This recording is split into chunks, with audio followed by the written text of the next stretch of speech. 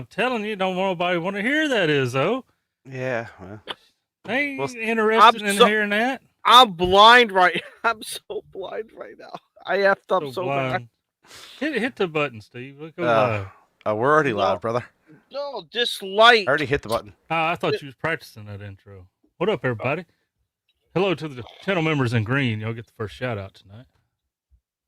We thank you all in green. I see Miss Renee 6 in there. Yes. The ones in green are the ones that help pay for this train wreck. Oh my God, I'm seeing blue dots all over the place. What did you do, Izzo? Well, these lights I use. So don't look into the light. Well, it flipped around in my hand. So there's 3 settings. Hang on. There's 3 settings, and then you get. And then you get this one here. Wee-woo. Why? Why do you need a wee-woo? This is not going on anyone's dashboard. Just when you thought you were turning it off. Yes, because I clicked. I forgot. I totally forgot. You got to click it 4 times, not 3. I mean, that's good if you on the roadside having an emergent save with like changing your tire or something, you know. In South Carolina, that'll get you in trouble. That's a bull crap. If you're sitting on the side of the road, broke down.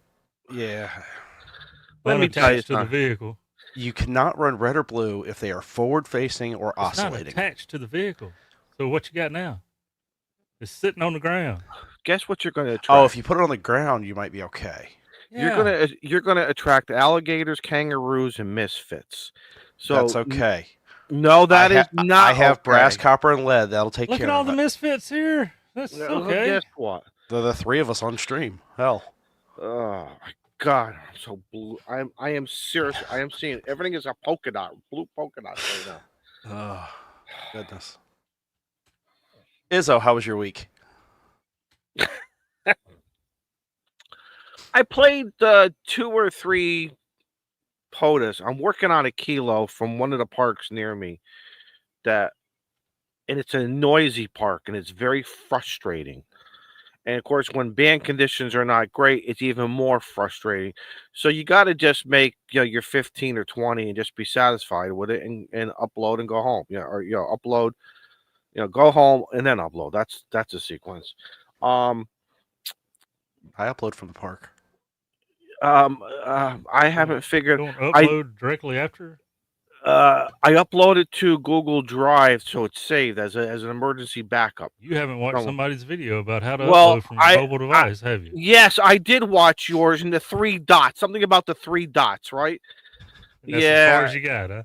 No. I remembered it. I think I remembered it. No, I haven't tried it. No. Okay. That's okay. No, I did watch it, and I think I even posted a comment, didn't I?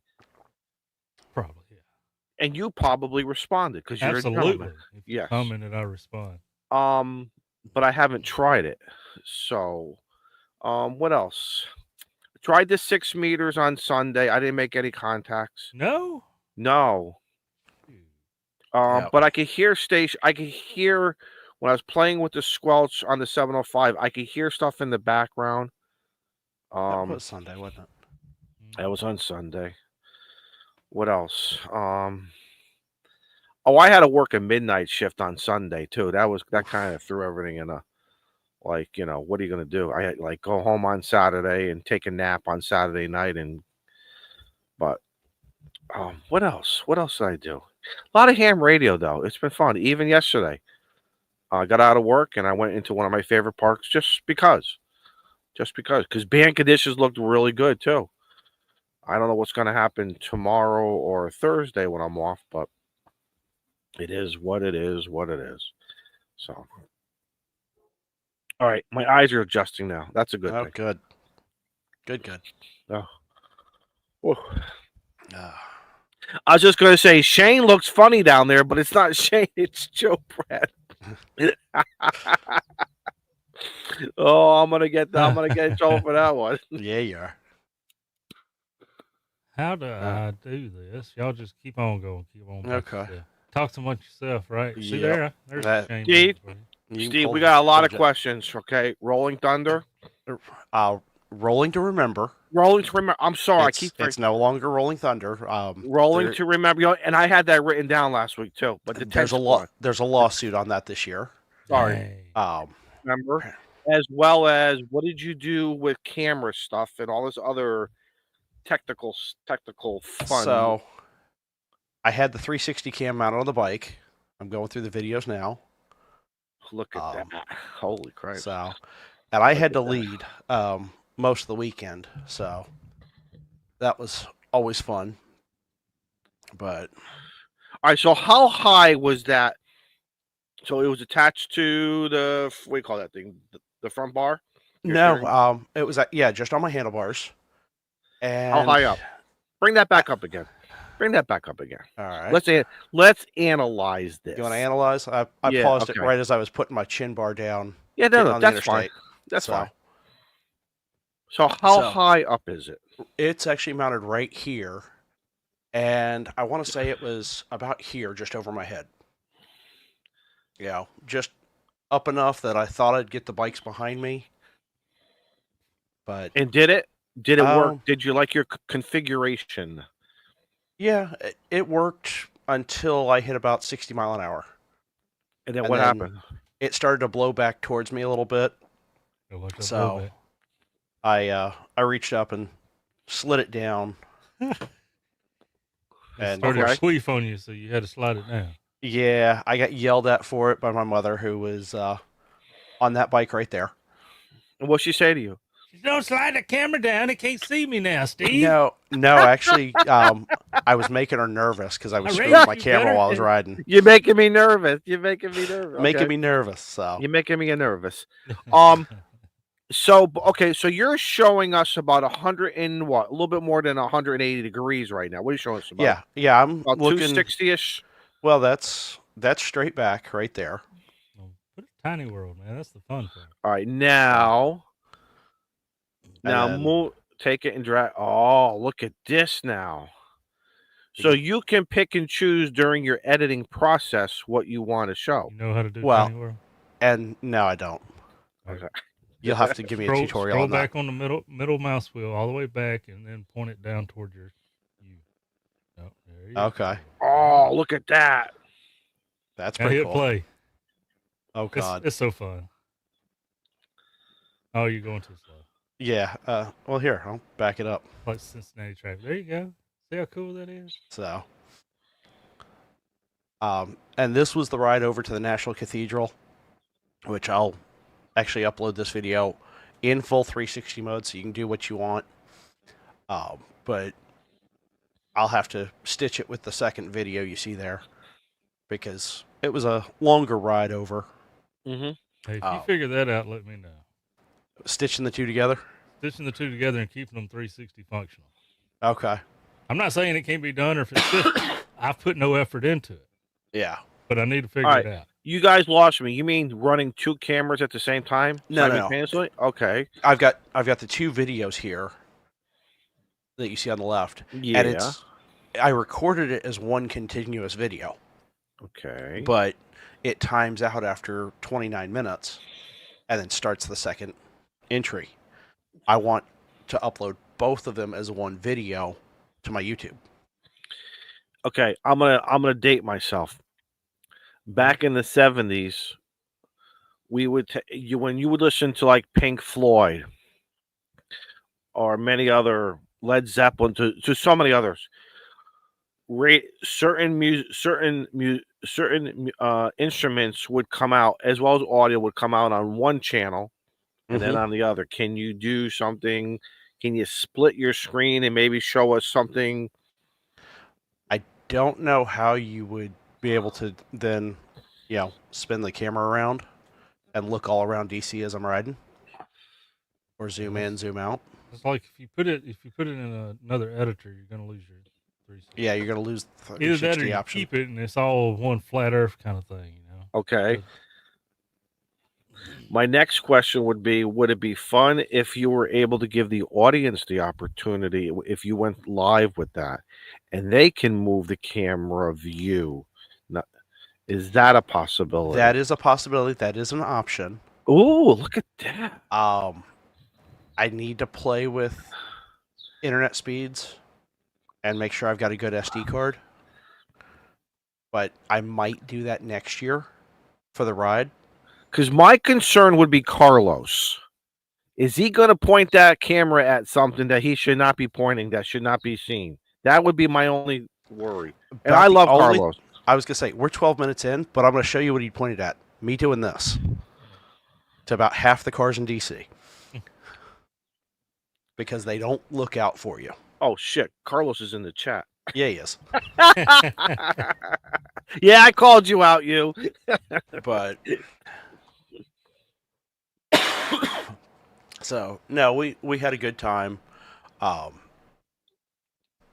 It was an emotional weekend, stressful weekend because it was like herding feral cats. Four-wheeling redneck knows he's been there with me. He's seen me chasing people around, yelling. And yes, Carlos, I am still under the weather, but I had to be there for my Blue Star mothers. You know, come hell or high water. So, if I'm strong enough to ride, I will be there. But did not get to play radio on Friday because I had no voice when I got there. Right. So I was gonna try to sneak up. Yes, Carlos, your favorite Blue Star mother was there. Your little spoon, and her road name is Big Spoon. Oh. So, she actually rode with Dad on Sunday. Dad has been her escort for 4 years now. So, how was it getting up there? Any traffic? Any issues traveling? No, travel up there was fairly light. A little bit of road construction in North Carolina, which was to be expected. Mm-hmm. But the bike was on the trailer, so I had my truck there, which actually saved a buddy of mine because he, on his way up, he had an issue with the dipstick on his Harley, so he had to come back here to Charleston, swap out to the stock dipstick. So that cost him 2 hours. And then when he got to Quantico, he decided to run over a bolt. And let me actually share these pictures. Uh-oh. You got pictures, too. Look at this. Oh, yeah. Let me find where he texted me. There we go. Carlos, what are you trying to say about Harley? He's not wrong. He's not wrong. Because he's insinuating. Yeah. And listen, I'm not a rider. I have no idea. I have no idea what brand is better, or maybe in the day this brand was better for this, or HD stands for $100. All right. Well, that's why I kind of just keep my mouth shut and just go, ooh, that looks nice. And we give him crap about it all the time, and it's all in fun. But all right, so we're gonna stop that screen share. Let's grab. So here's the bolt that he ran over. Okay. That doesn't look too bad, right? I don't know. I don't look bad. Well, it's round. It's cylinder. Yep. Centric. But then, let me just share the whole freaking screen. I mean, it all depends how the rubber took it. I mean, on the tire. Well, the rubber, it went straight through. Okay. This is his rim. And if you see right there. Yeah. Oh, yeah, you see it. That. You see that crack? It tore it. It shredded it. Yeah, it went into a shred. It came through. Some folks are watching on their phone. Oh, you can't just. Oh, you ain't got it pulled up. You want me to zoom in? Oh, yeah, you can. Look there. Because I'm looking on the small screen, too, so I can see the chat still. And Steve, in case people are listening to this on the podcast 3 weeks from now, that's a big ass hole, right? Well, it's actually not that big of a hole. It's about a 1/4 inch long crack through a magnesium rim, aluminum magnesium. But it took the 8-inch bolt, though. Oh yeah, here's. It took all 8 inches of that bolt. Took all 8 inches. No wonder it had a crack in the rim. Is someone going to be recording me on that one? That's all I want to know, because I want to start. Y'all, I'm gonna start. I want residual royalties on this stuff. That's all I'm telling you. And here's the inside of the rim. Oh, damn! Look at that. You can see where it was beaten against it. Hell Har- yeah. Harley of Quantico 8 inches did, of bolt went up in there, and it was That- beating against the inside of the that- rim. It was Man, just was, kept it just keep beating it and beating it and beating it. but shout out to Harley of Quantico. They did him a solid. They happened to have a very similar rim and new tire that he was able to purchase, and then that he was paid able the to purchase. Yeah, I was just gonna say, paid Joe. the labor to It's put it such back. a heartwarming put it back story till yeah, there's receipts. on. Yeah, well, there's receipts for credit- some of it. Credit card, please. They have a Harley credit card for a reason. Oh my god. So But damn, that thing hit it hard. yeah. And I tossed actually Carlos's favorite Blue Star mother, the keys to my truck, Mm-hmm. and she and another mom ran down to Quantico to pick my buddy up because it was going to be a day to get his bike back. And they decided to go through the express lane. And I thought Orlando was bad on tolls. I got the bill this morning for $18. Easy Pass. Was that Yep. one of those Easy Pass? Yeah, I Yep. love my Easy Pass. I've got the Easy Pass tied to all the Yep. license plates, so And I like how they're They've expanded. Like mine's from New Hampshire, Yep.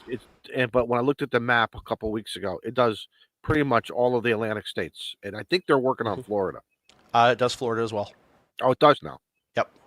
Yeah, because I've got the Sun Pass, and it transitions back to Easy Pass. Okay. But yeah, it was $18 for them to go about 9 miles. Well, you know something. But I'm like, whatever. Listen. That's why they somebody took that one. But somebody has to pay a guy to pick up the bolts on the highway. Okay, this is what it's all about. But no, kudos to Harley Davidson for hooking them up. Yep. Absolutely. Yeah. Kudos to Harley Davidson. That rim new was probably $1,000 to $1,200, and he didn't pay near that. So, Well, you know, what do you think you're going to pay? Anywhere from $300 to $500 on a vehicle. oh, the tire alone's probably $250, $300. Right. My tires on all my trucks are usually around $500. Uh-huh. I mean, come on, folks. This is again. This is not. I'm not going to sound like the old man, so you all can yell at me, but it is what it is nowadays. Now, well, so. But yeah, Good he ended up driving my truck Saturday over to Arlington. I do not have video from that, but I do have some videos I'll steal from some of the moms and put together another video for them of all of our pictures and stuff. when was the actual? Did it start on Saturday or Sunday? So we actually start Friday night Okay. with a ride over to the Blessing of the Bikes at the National Cathedral. And then we do a candlelight vigil down at the Vietnam Wall. Then back to the hotel. And then Saturday we do a thing for the Gold Star Mothers over at Arlington. And then Sunday's the official Rolling to Remember ride. All right. The blessing of the bikes. Are we talking like a Christian priest comes out with the Christian garb, the holy water, burning some palm, and flying the holy water over here and this and that? Because I got to lead the ride over there. Mm-hmm. And let's jump. Man, that camera's great. I like that. Because of my timing. So this is us rolling into the cathedral. And you'll see here in just a second. There's a cathedral. That cathedral's gorgeous. And I don't care what religion you are. That is a sight to be seen. That's history, man. Look at that. Holy. And we pull in. Of course, everybody else is already parked and set up. And I bring the group in, and we just park right in the front row. So it's sort of like being at. Those are all the sinners with the confessional. You get to go first and confess your sins. I like that. So. No, seriously. That looks very, very nice. I like that. There's your clergy. Yeah. And then back here, this group that's all in matching shirts, that's actually a high school choir out of Georgia. and Uh-huh. one of the AMVET riders, it's the school near him, and they help fundraise to bring the choir and the band up, Excellent. and they sing and play for us here and Saturday, and they actually got to play the national anthem and God Bless the USA at Rolling to Remember on Sunday. They did a amazing job. Excellent. But yeah, you can see this is just a small number of bikes here at the Holy cathedral. Oh, that's look at that sea of bikes. Yeah, and that's small. Mm-hmm. Years past, the Pentagon parking lot, if you look at pictures of the north lot, you can't see the asphalt. Mm-hmm. I There's that remember many bikes. you sharing last year. It was Yeah. pretty crazy. It was smaller this year for some reason, but we're trying to get it back to what it was Mm-hmm. back when Rolling Thunder had it. So it'll get there. Just take time.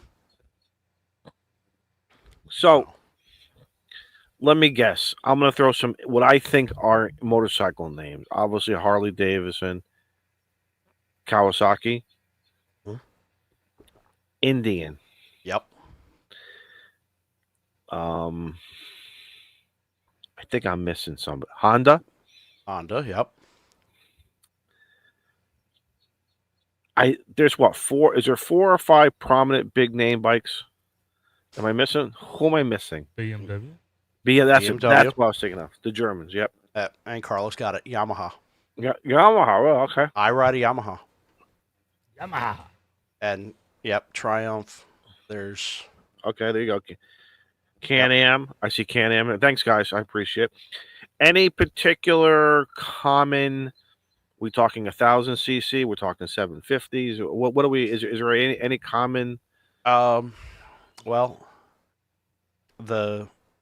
so this front row right here is a bunch of Harleys, and I'd be willing to bet most of those are 108 cubic inch or larger. Mm-hmm. I'd have to do math to convert that over to CCs. But I've heard of that before, though. I've heard of that. My motor is 82 cubic inch, which is right at 1,300 cc's. There got to be some V8s out there somewhere. Yep. There actually is a V8 motorcycle out there called a Big Dog. It uses a Chevy 350. No. It will pass anything but a gas station. Oh man. And they are so absolute to handle. What about the sidecars? Yep. A lot of the sidecar and the tri. We had in the row that went with us with the VIP escorts, we had 2 sidecars. Both the sidecars had dogs in them. Nice. One of them is JR. He's a service dog. He's just an absolute behemoth of a dog. And super sweet if he's out of the bike. If he's in the bike, he will take your arm off if you come near it. Is everybody pretty respectful? Hey, that's your bike. You do you, and I don't care. Yep. First, because the last couple of weeks or months, I'm seeing a lot of, I don't want to say anger, but as ham radio operators, everyone's getting a little wonky lately. Yeah. No. When everybody's at DC, we're all there for the same reason. Mm-hmm. We don't care what you ride, just the fact that you ride. And I'm kind of speaking for everybody and might be speaking out of my backside there, but you don't see the, this is my territory kind of thing. Right. I will drop 2 names that were there that you may recognize. Robert Patrick, the Terminator. Yeah. He was in the Terminator. Oh, okay. And Jesse James Dupree. Why do I know that name from? He owned that bar in Sturgis, that Full Throttle Saloon. Full Throttle. Okay. He was one of the owners there. Mm-hmm. Or played there every year, but they both rode their motorcycles in from California. Wow. Yeah. And then Robert Patrick was actually one of the MCs for the national concert on PBS Sunday night. What can you get for gas miles or miles on a tank? Like is it like your average tank? 10 gallons, 15 gallons of gas? I mean, what do you? 6. 6. My tank is 6 gallons. And if I can keep it below 60 mile an hour, I can go 200 miles on a tank. Okay. Now, I will tell you, you want to get off the bike before 200 miles. Because you're hurting. Being in that. Your backside hurts. Yes. The wind kicks your absolute tail, blowing your head around. Yeah, it's a lot of work to ride a motorcycle at speed. Hmm. Which is why I started towing up. That and having a vehicle there, like if there's 4 or 5 people that want to go to dinner, pile in the truck, let's go. Mike says, I bet it does better in kilometers than miles. Probably. Hey, he's up to that. He lives up by that Canadian border too. So Yeah, Don gets 260 miles on his Tesla and it has air conditioning. Well, every time you hit a shade tree, yours gets air conditioning. That's right. that's right. Hey, as long as I'm moving, I got air conditioning. It may be hot air, but it's still air conditioning. Is there truly a bug issue? Because I know how my truck gets with the windshields, the front end. Oh, yeah. You know, Always I mean, keep a toothpick handy. yeah. Because literally every 3 to 4 days, I am power washing my front. I have to. I will say at 70 mile an hour, June bugs hurt. Oh, you can feel them? Oh, yeah. Even through the jeans. Wow. See, the things you'll learn here on Clubhouse. It's like a rock. It's like an absolute rock just hitting you in the shin. Keeps you awake. That it does. That it does. Well, what do you think the bug is saying? What do you think his last words are? Holy shit. Or, you know, he just ate. He had his girlfriend. You know, he was at his girlfriend's place. He was over here, decides to go. And then here comes Steve. Yep. All right. So I'm seeing if I can find a quick photo. There we go. You know, I'm seeing Julie. While you're looking for that, I'm seeing Julie, and I'm sure Vaughn's with her somewhere. I remember one of the times we went down to Florida. We stopped into one of the gas stations, literally on the highway, and they had this power washing machine that you can go through for a couple bucks, and it would spray you down just to. And I didn't think, I'm like, what do I need this for? I went out to look at the front, and Julie said it. The dragonflies were incredible. Oh, the love bugs in Florida are just absolutely horrible. And they're like this. You know, It's like. And they will absolutely ruin the paint if you don't clean them off. Mm-hmm. So there's Mom with her escort. That is Lorraine on the back. And Excellent. They've ridden together 2 years now.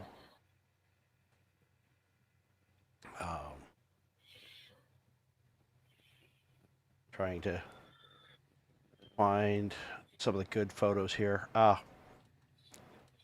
We had a crew join us from the Iron Horse clan.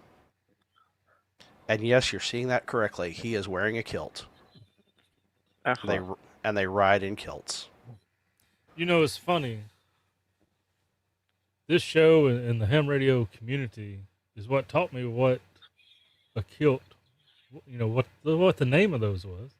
Mm-hmm. Well, you didn't know what a kilt. You didn't know the whole. What that was, man. Really? Nobody around here wearing them things. It's an Irish thing. I think it started or Scottish. Or wait a minute. No, I'm gonna get myself in trouble. I don't know if it's Irish or Scottish. So if you're in the chat, please tell us. Or was it a combined? But. And there's my buddy Michael on his Indian. He trailered up with me. Thank you, Andy. Andy is Scottish. Thank you. Yeah. So. Yeah, we got quite a few. I was looking to see if we had some good pictures along the ride. Here's Dad on the Can-Am he rented up there in DC because he wanted to have another trike up there. Mm-hmm. So instead of, taking his 2-wheel bike, he rented a Can-Am up there so that we had 2 Can-Ams. He rented one, you said? He rented one. About $110 a day. Rent anything these days. Oh, yeah. 110 a day? 110 a day. That's reasonable. Oh, very. Better stability. Oh, yeah. It's 3 wheels, so you kind of feel like you're sliding out of it in a sharp turn. Whereas on a bike, you actually lean the bike. Right. But when you have, a Blue Star mom or a Gold Star mom that's getting up there in age, Mm-hmm. it's a whole lot easier for them to get on 3 wheels. Yeah. They feel safer. Here's my buddy Brad that actually had the bolt go through the rear tire. That's the new rear tire on there. So you can't even tell the rims aren't the same. Yeah. We call those things saddlebags back there. Yep, the saddlebags and the pipes. Yeah, you're not gonna see that. Yeah. And the lady that's on the back of his bike is the current national president of Blue Star Mothers. So, You had some good weather, right? had great weather. Good. It was not too hot. Days started out cool, and the nights got downright chilly when we were riding. Mm-hmm. But for the most part, it was very comfortable weather. So we weren't dying, sweating like we have been in years past. But Carlos, you're not a saddlebag. You are not a saddlebag, brother. and you guys probably know this Yahoo. That's you. That's me. Yeah, that's you. So they had to get me in a Shitty couple smile pictures. give- Well, wait, away. go back to that. I want to see that camera now. There's a good shot of the camera. Oh, yeah. There's So there is. there's the There's your camera. There's your camera. You know, I was walking around with that camera. I figured out a way to mount it on my tactical backpack. Oh, there you go. And so I was walking around Dayton. And this one guy, he turned around and looked and stopped. And he kind of started laughing. He's like, I thought that was a cell phone antenna. I was like, it's not a bad idea. But no, it's not. No. So, Steve, did anybody say what's the antenna for? Did they think it was an antenna of some sort? no. GPS in or I mean, they do kind of similar They to do like look what similar? the Wemo or whatever you call it. Yeah. The Weme, But Wemo. If you I'm look talking here like Izzo. Oh, got some rhymes tonight. to my right, this antenna here is actually my 2-meter antenna okay? because I do have a ham radio on the bike. Bluetooth to 'Cause the that- helmet. Because that camera looks like the antenna that came with my Baofeng UV25. There you go. Yeah. Just some real crazy conception of, but it works. It picks up stuff, and it is what it is. So Hey, if it works, it's not stupid, right? that's right. And even the ugliest antennas seem to always work the best. So, Yep. We got Joe. So that's it. That's what yeah. Okay, let me take the rubber off it. Gotta No, keep you're it supposed to protected. keep the rubber on to. Never mind. I didn't say that. And then you just slide the rubber back on from the top. Yep. Slide it down on there. Somebody record that. What's the battery capacity for A those little. 360? For those? No, seriously. Are we talking like an hour? Can you? It depends Record on if for you're it. recording continuous. You were probably doing more, Steve. Yeah.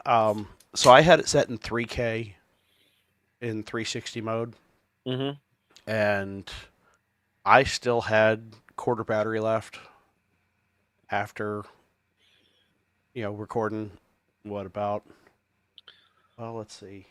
That's almost 50 minutes of video I have in the 2 going over the cathedral. Now, So. if you weren't doing 3K, can you knock it down to like That is knocked down. Oh, that's the lowest. Okay. No, you can go down, I think, to 720, but why? I wanted a little bit better quality. Right. But I know, like my phone, when I try to do 4K, it gets hot. It will get hot. So I've Oh, got the thermal interesting. grip, and It gets hot just sitting there hooked to the computer, transferring the files. That's why I just pull the SD card out of it. Yeah, it's too much work. Got to pop the battery.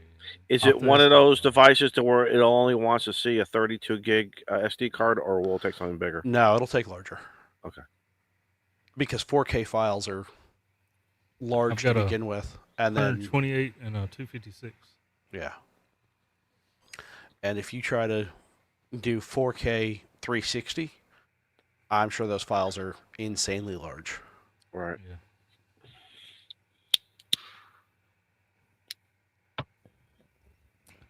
They get pretty hefty. I can let me pull one up.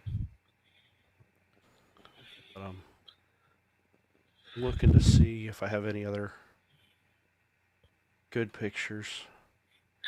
Frank, I wasn't going after Yezu on that one. I just know that was a topic of discussion with the Yezu and the SD cards and ICOM when ICOM came out. So Frank there's talking about, you know, is it a Yezu product? No, it's not. You know what? I will. But very good, Frank, for paying attention. Where is it? So we actually took the Blue Star Mothers in Arlington up to see their founder, where he's buried. And I had a picture of all of us there. And thankfully, these ladies love taking photos, so I don't have to worry about it. I just steal them from them, just like I do thumbnails. So here's the group of Blue Star Mothers that were there this year. Mm-hmm. And Excellent. we're at George Manis's grave, which is their founder. Very nice. And then we have all of the escorts. Let me find a good shot. It's not from the side. Steve, while you're doing that, do you find the event getting bigger? Has it plateaued as far as? It actually shrank this year compared to last. As people get older, or what do you think are the? I'm not sure what caused it. There's the group of escorts that went up to the graveside with us. So not all of the escorts went, but it was. I don't want to speculate on the number just yet of how many were there this year, but they did say the parking lot was cleared out in about an hour. And in years past, it's taken 6 to 7 hours to clear out. Well, let's face it. People are going to remember how they want when it comes to this topic. They're going to remember how they want to do it. Mm-hmm. Maybe it's too much. Maybe the emotion and the grief is just too much, and they want to do something a little bit maybe more subtle. And we're going to respect that either way. Yeah. So, well, and you know, after doing this event, this was year number 13 for me. mm-hmm. Like I said, I'm going to keep going until my ticket gets punched and I'm no longer standing on this earth, no matter where I'm at. But it's the emails of Happy Memorial Day drive me crazy now. Because Memorial Day is for those that put on the uniform and never came home. Right. It's not happy. No. No, I agree. Well, but I think that's something that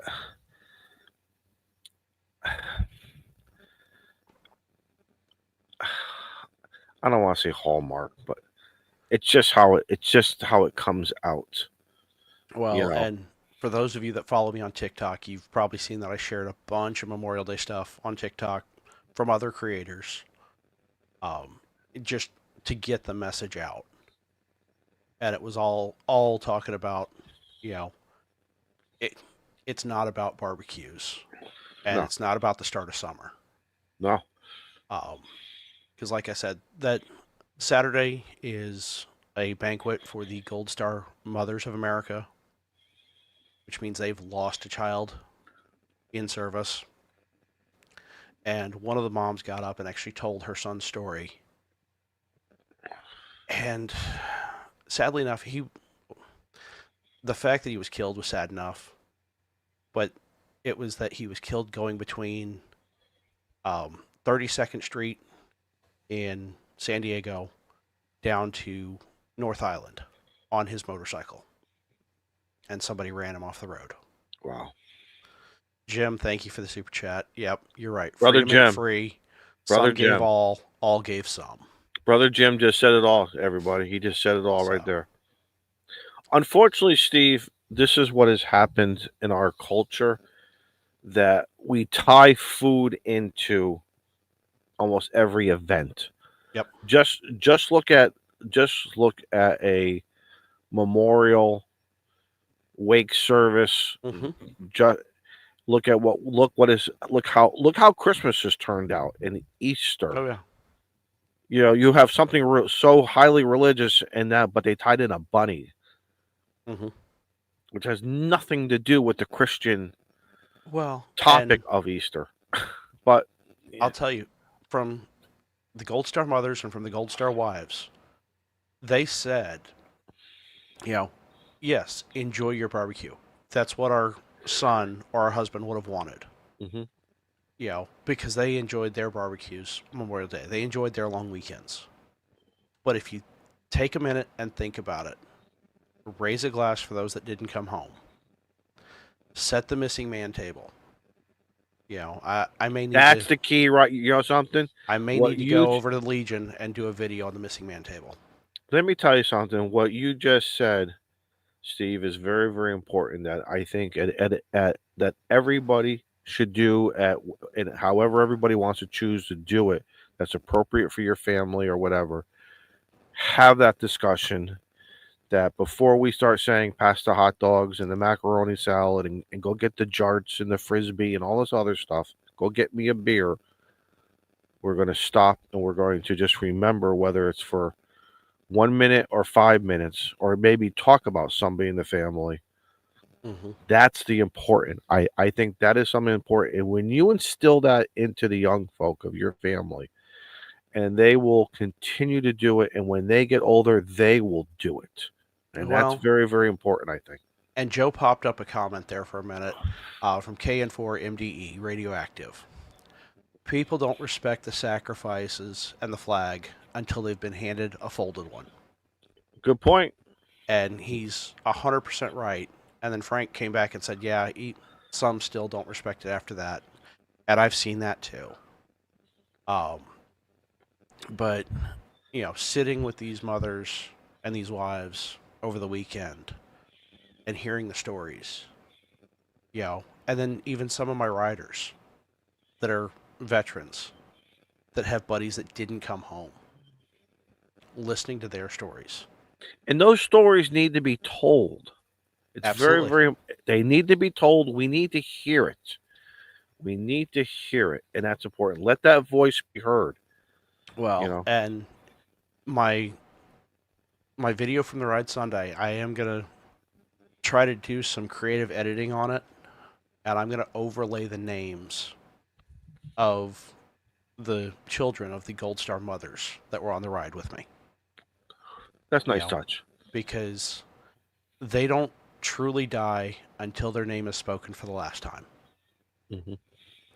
As long as we're speaking their name, their memory lives on. Right. Yep. So, but yeah, I usually do a playlist. I didn't have time to do it this year with all the travel, of just songs that I play while we're going through. Mm-hmm. And I never realized the power of some of the, quote, patriotic songs until you listen to the stories, and then you listen to the songs with these ladies. So somebody in the chat brought up, Andy did, regarding Ray Charles. That's a very, very moving. Maybe I don't know why, as I've gotten older, I always liked it, but it just has more of a deeper. And I feel bad that sometimes here in America we are so split. We are so split right down the middle, hardcore. One group wants it one way, wants a vision for America one way. One group wants it, and it's always, and we're spending more and more time with division instead of being united. Mm-hmm. And we gotta find some common ground. Folks, we have to start finding some common ground. I am so sick and tired of seeing the signs for all these projects that now say it's a bipartisan project. You know, it's always been a bipartisan project because both groups agreed to the funding for it. Mm-hmm. But there are much more appropriate ways, I feel, that we as Americans at all levels, and we got to start telling the politicians this is what we want. Yep. We've stop it. Stop it. Stop it. Stop it with your egos. This is about us in America as Americans and everything. So, and I don't know. I'm not. Listen, maybe what I just said, it's happening all over the world. Maybe in England, our folks who are watching and listening right now in England, maybe they're going to tell me, hey, it's the same here. Maybe it is. I don't know. So, I'll say I'll share one more real powerful photo here, and then we can get back to the radio talk. If you've Jody, ever walked those sacred grounds, you will understand the power of that photo. But that is one small piece of Arlington National Cemetery. And every one of those headstones is in perfect alignment. And there's 13 inches below ground. Each headstone weighs 200 pounds. They are 4 inches thick. So, if that doesn't give you chills, something's wrong. Yep. Between that and the change of the guard, if you ever get the chance to make it to Arlington, you've got to go to the tomb and see the changing. Yes, my kids did that. My kids were and my kids, Steve. Yep. And Matthew just said, Dad, you have got to do this. He said it was just so in your face and through your whole entire body and soul felt. And he's like, Dad, I'm only 17, 18 and I'm able to feel it. I said, good for you. Good for you. I said, And I've had the pleasure of being up there a few times and having a young, student, male, female, doesn't matter, but probably under the age of 12. And, their parent will tell them, you got to be quiet. This is a somber place. And I'll lean down and say, make sure you count the steps. Make sure you count how long that guard is paused. And really? And then tell me what you get after the changing. Mm-hmm. Every tomb guard takes 21 steps on their walk. They pause and face the tomb for 21 seconds. Precision. Look at that. That's precision. And then they turn back. Respect. But do you know why it's 21 steps? For the 21 gun. I forget what the 21 means. 21 gun salute. Yep. But there's a meaning for that, correct? Yep. So, yeah, that's one thing. When I was up at DC, I wish I would have planned an extra day, because Monday through Friday we were just cooped up all day, and by the time you got out, ate some supper, it was about to get dark. So I went to the what are they called? The Lincoln Memorial and all that. Yeah. The mall. The National Mall. Yeah. National Mall. Yeah. So I went and walked all that, and got to see all that out there. But Arlington was, of course, it was closed up, and been nice. Yep. If I go again, I'll try to schedule that. Yeah, definitely schedule that on plane leaving a day to give me an extra day. My first trip to DC, my first Rolling Thunder, I had said something to the folks that were putting on a barbecue for us afterwards. about, I've never been. I want to go see the changing of the guard. And they looked at me and they said, if you go catch the Metro now, you can probably make the last changing of the day.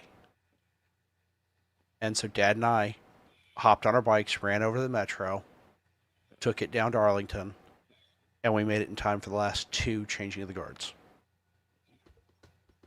And we stood there through both of them. Excellent. 30 minutes apart, but...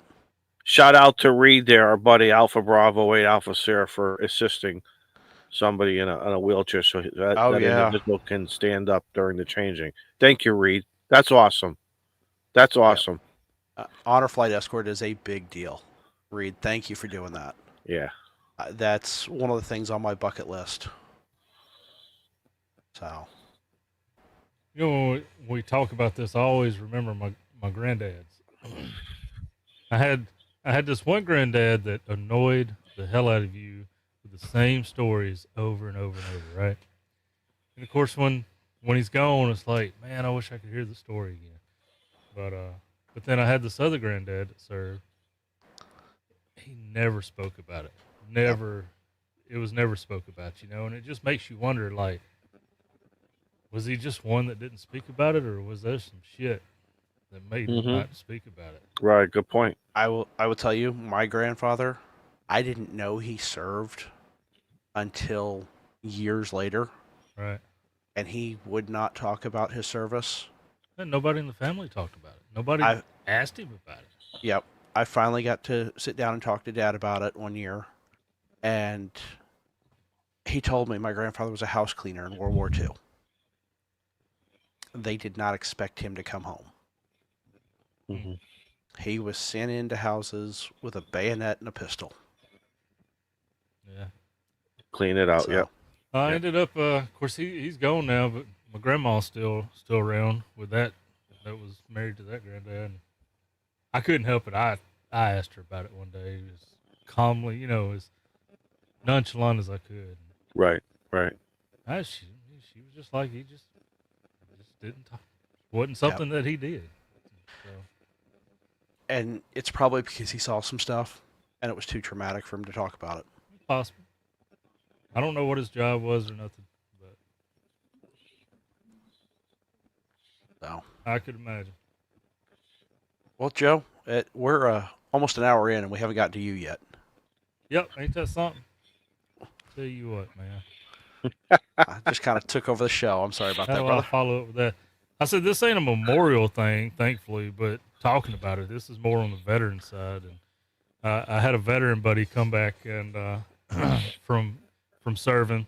He'd only been home maybe a couple months, and I had bought me and a girlfriend at the time some concert tickets, and I was single by the time the concert came around, and I said, "Hey, buddy, you need to get out of the house. You want to go to this concert with me? You want to be my date?" And he's like, "Yeah."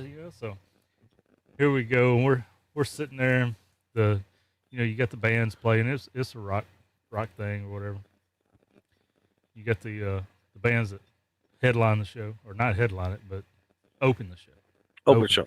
Yeah. The openers, yeah. So while we're waiting on the headliner, we go out to the smoke deck outside, the fenced in pig pen, and we're sitting there just chit chatting. It was me and him was the only one out there, and all of a sudden, the damn world shook. Boom! The main show started, and they started out with pyrotechnics, and we're just sitting there talking, looking at each other eye level, and then all of a sudden he disappears. I was like, "The hell?" He stands back up, and he's just holding a cigarette like this. He's like, "Damn, boy, that one was close." He was laughing about it, but dude, he was trembling. We couldn't do nothing but laugh, but god dang the stuff that people go through. Oh yeah. So anyway, let's get off you sappy asses now and talk about some radio. It's an hour in. You okay with that, Izzo? Yeah, I'm good. I like to talk radio. All right. So you know that. It works out. We gave enough time for Mike MAK to get in here. Yeah. So this whole damn 6 meter thing that he riled up. I tried. I really want to know how his experience turned out to be. If he even got on the radio, I don't know. He probably never turned it around. Well, he was in between kid stuff. I think a birthday party, a soccer game. That's about right. It's about right. There's talk about 6 meters. Chuck popping in the chat. KK6 USY. What's up, man? Hey, Chuck. But figure out how to share my screen here. Well, Joe, while you're doing that, Joe, I think my problem was I didn't pull the beam from the rafters, the 2-element beam, and I didn't hook it up to the 7300 and push 100 watts through. I got you. Well, I think 10 watts through the 705 through an end-fed half wave. But so stuff was popping. Look at that. Saturday. Man, now you and I could have worked. And on World Radio League at that. Look at Saturday. you, Joe. Oh my God. I paid for the shit. I might as well use it for a year. So anyway, I wish I should have put Saturdays in there, but that wasn't the challenge. Sunday was the challenge, right? Yes. And so this is only Sunday, and I got 5 contacts. 4 of them was FT8 because sideband there was some stations out there. I think some people heard Mike, but they were in the noise for me or whatever. I pulled out that one station up around New York. KD2HZI. That was a good contact. But that was 100 watts with my 80 meter loop. Tuned up on 6. There you go. Yeah, I worked that thing. It's an 80 meter full wave loop, but it does very little 80 meter. And I don't have to tune it across any other band except 12 meters. Right. Nice. And I probably really don't have to use it on that. It's just like a little closer to 3 than I want it to be. But yeah, I had a whole 6 meter conversation. No, I didn't. It was I had a conversation on free DV yesterday. Actually used free DV and contacted a fellow on 20 meters, and we were talking about how my antenna worked and how it was kind of weird how it works. But yeah, anyway, so that's Saturday. I think was a little better, but this is what I got for Sunday. Got 5 contacts in there, so I just wanted to show I did participate, Mike. So this is around what? Around 3 o'clock in the afternoon, maybe 4 o'clock in the afternoon. I'm looking at your. Let's see. Because I was listening. I woke up around 21:37 UTC. I woke up around 10 o'clock in the morning from that midnight shift. So it was around 10:30, 11. And like I said, I quickly threw on the 705. And I could hear things right in that noise floor, driving me crazy. Yep. I fired up the 857. Mm-hmm. Go back to your photo that you had up there. On the left-hand side, yeah, right under your name. That's probably when I created the logbook. Okay. I don't know. Maybe it's when I logged the last one. But I gotta tell you, I really liked what Mike and 2MAK did. He inspired us. He basically kicked our butts and said, "Guys, let's do this. Why not?" You know what I mean? Minus you got to work. Magic Band's open if you just make the call. Yeah. It can be. There ain't nothing on there tonight. Yeah. Well, I saw N8YO said he got a new grid on 6. Oh, excellent, Mike. Congratulations. Oh. Good for him. So that's that. There's Mike with a 525 super chat. Thanks, brother. We appreciate it. Thanks for trying. Very appropriate. Joe Brett and everyone else. I had fun. Heard others did too. So yeah, I think his message come across. And I think maybe some others were thinking it too that maybe didn't hear his message, but they realized, and there was some activity this weekend. I thought his chat donation was going to be $525, but that's okay. I get it. $5.25. All good. I'm only kidding, man. Now I did fire up the 857. I actually had to run a couple of ladies over to their hotel after the ride, and on my way back, I went ahead and tuned up the ATOS on 6. Just to see if I could hear anybody. Right. And I called out a couple of times, but same here. Same here. I still called out right now. Yeah. I did, however, get to work Vaughn and Julie Sunday night. On 40. They were in a park, and everybody looked at me funny because I get up from the chair I was sitting in when we were all hanging out and go run out to the truck, tune up the antenna, and try to work them. Band conditions have been really weird. The sunspots are very, very low. Well, and very low in between buildings did not help. Mm-hmm. But But yeah, I was able to get them, so Julie was happy. Been struggling lately, just trying to get down to Florida. I used to have a nice pipeline, and even the 8 Papa Bravo guy, I believe, is 8 out in Barbados on POTA. Again, I miss hearing that nice. Although I've been having a great pipeline to Alabama, Arkansas, and Missouri. Go figure.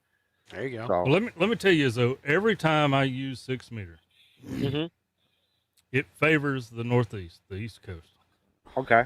And it always has, no matter when I use my Titan DX vertical, now my loop. Because I used to hit 6 meter repeaters up and down the East Coast all the time. So, as for whatever reason, where I'm at, the angle of my land here, I guess, I can get out other places, but the majority of my contacts is always the East Coast. So yeah, we'll have to try it someday. I have a post-it note in there in the bedroom over in that stationary that like this, and there's a dual band comment here X200 that's not being used anymore. So the 6 meter Yagi can go on there. I got to move the end fed. I found another location. I want to fool with it. So I think I want to keep that 6 meter Yagi up for a while. So. I was reaching for that same one, Joe. What did he say? What did he say? Kyle AA is Zero Zanzibar says that pipeline into Missouri is called the El Camino Power. It is great. Let me tell you something. Something about working anything across the Mississippi. I love it when the Montana guy, I'm working in Montana, Washington, Oregon, and Northern California. I love saying coast to coast, to coast. I love saying, and that's a great accomplishment when two stations, just running a very simple wire, or maybe I'm running the ATOS, whatever, can do that. That's the magic of this hobby. That'll never go away for me. Never go away. I don't care if I'm on my 300th million contact. That's still exciting for me, So. Y'all let me know when you're ready for me to step on some toes.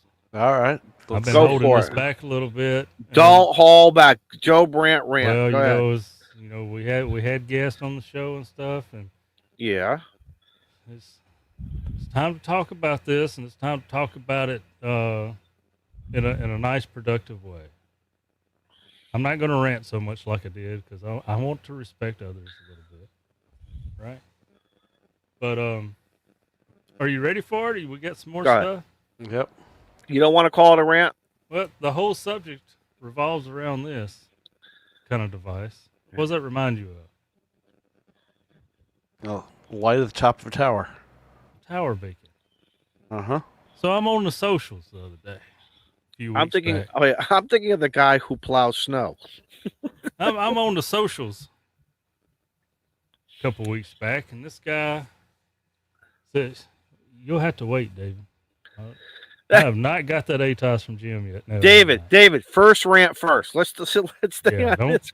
Let's not mix the rants up. We'll get to that because I was thinking the same thing too, David. We'll get to that rant. Instead of making this just a complete rant, I opened opinions to become to me through the chat as well and on screen. But this social user comes on and talks about everybody, every single person that has a radio tower should have it lit with navigational beacons for low flying aircraft can see. Okay. What you saying for drones? Now he had. I understood what he was saying, but what he was saying, he didn't think all the way through. There's a reason that there's not a damn regulation for somebody with a 50-foot tower to have a blinking light on. Okay. Mm-hmm. Now his reasoning was medical helicopters, maybe some crop dust or something like that. I get it. Yeah, I understand that. But in the whole big scheme of things,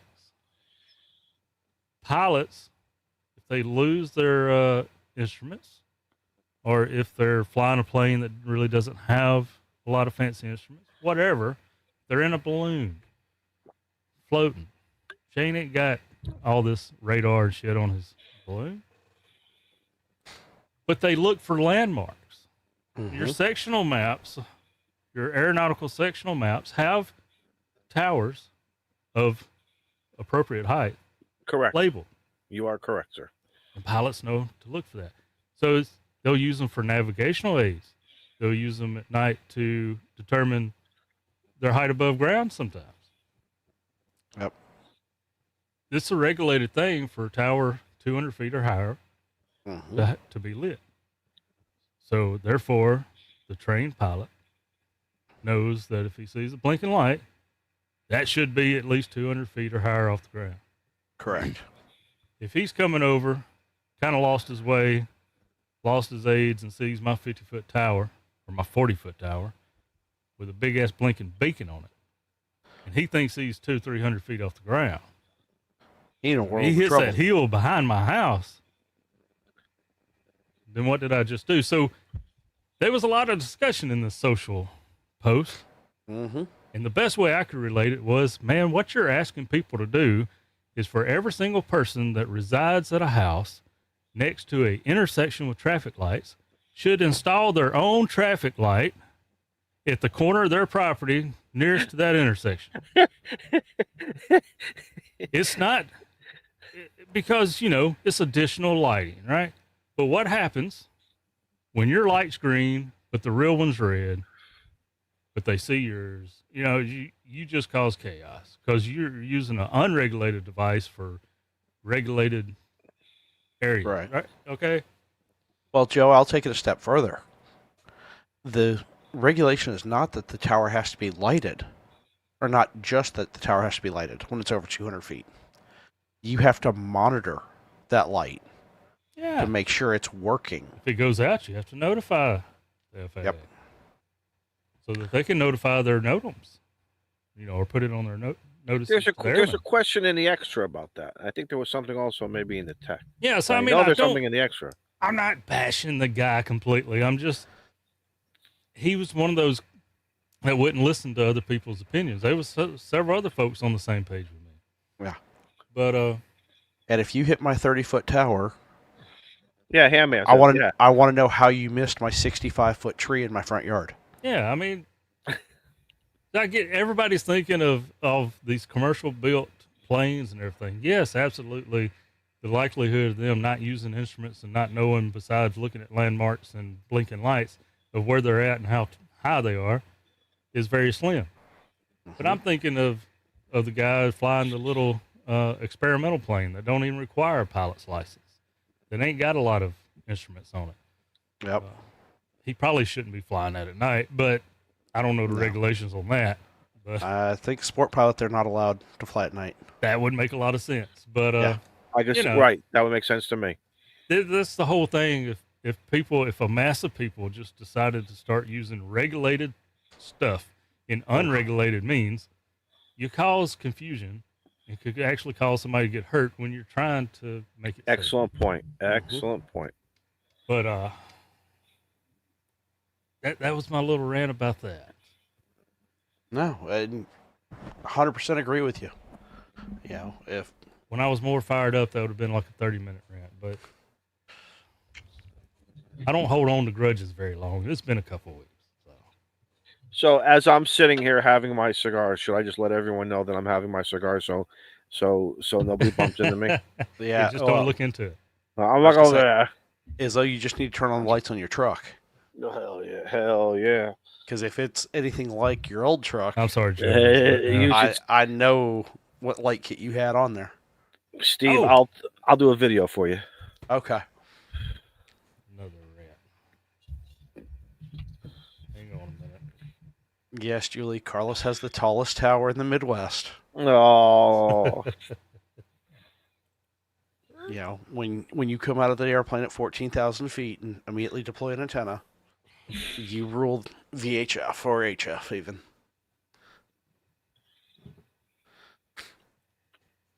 Go power my phone back up. But I like the idea of wrapping him in Christmas lights to a point. Carlos, yeah, I like that idea. That way we could see him better as he's coming down.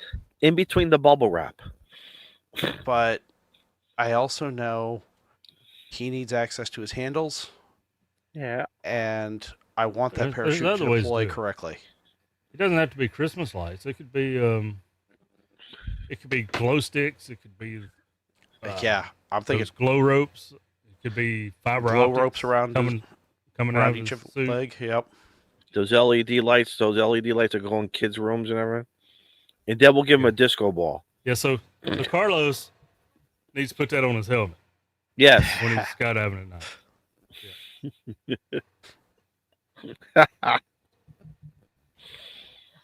All right, See, Joe. really, if he jumped at Christmas time, well, actually, he could. Skydive to land, I know, jumps in December. A little cold though, depending on No, where not in we're in Florida. the country. Okay, different. Okay. Yeah. All right. Skydive to land, Florida, or All even right, skydive Joe. So Titusville. on my Everybody- way to Xenia,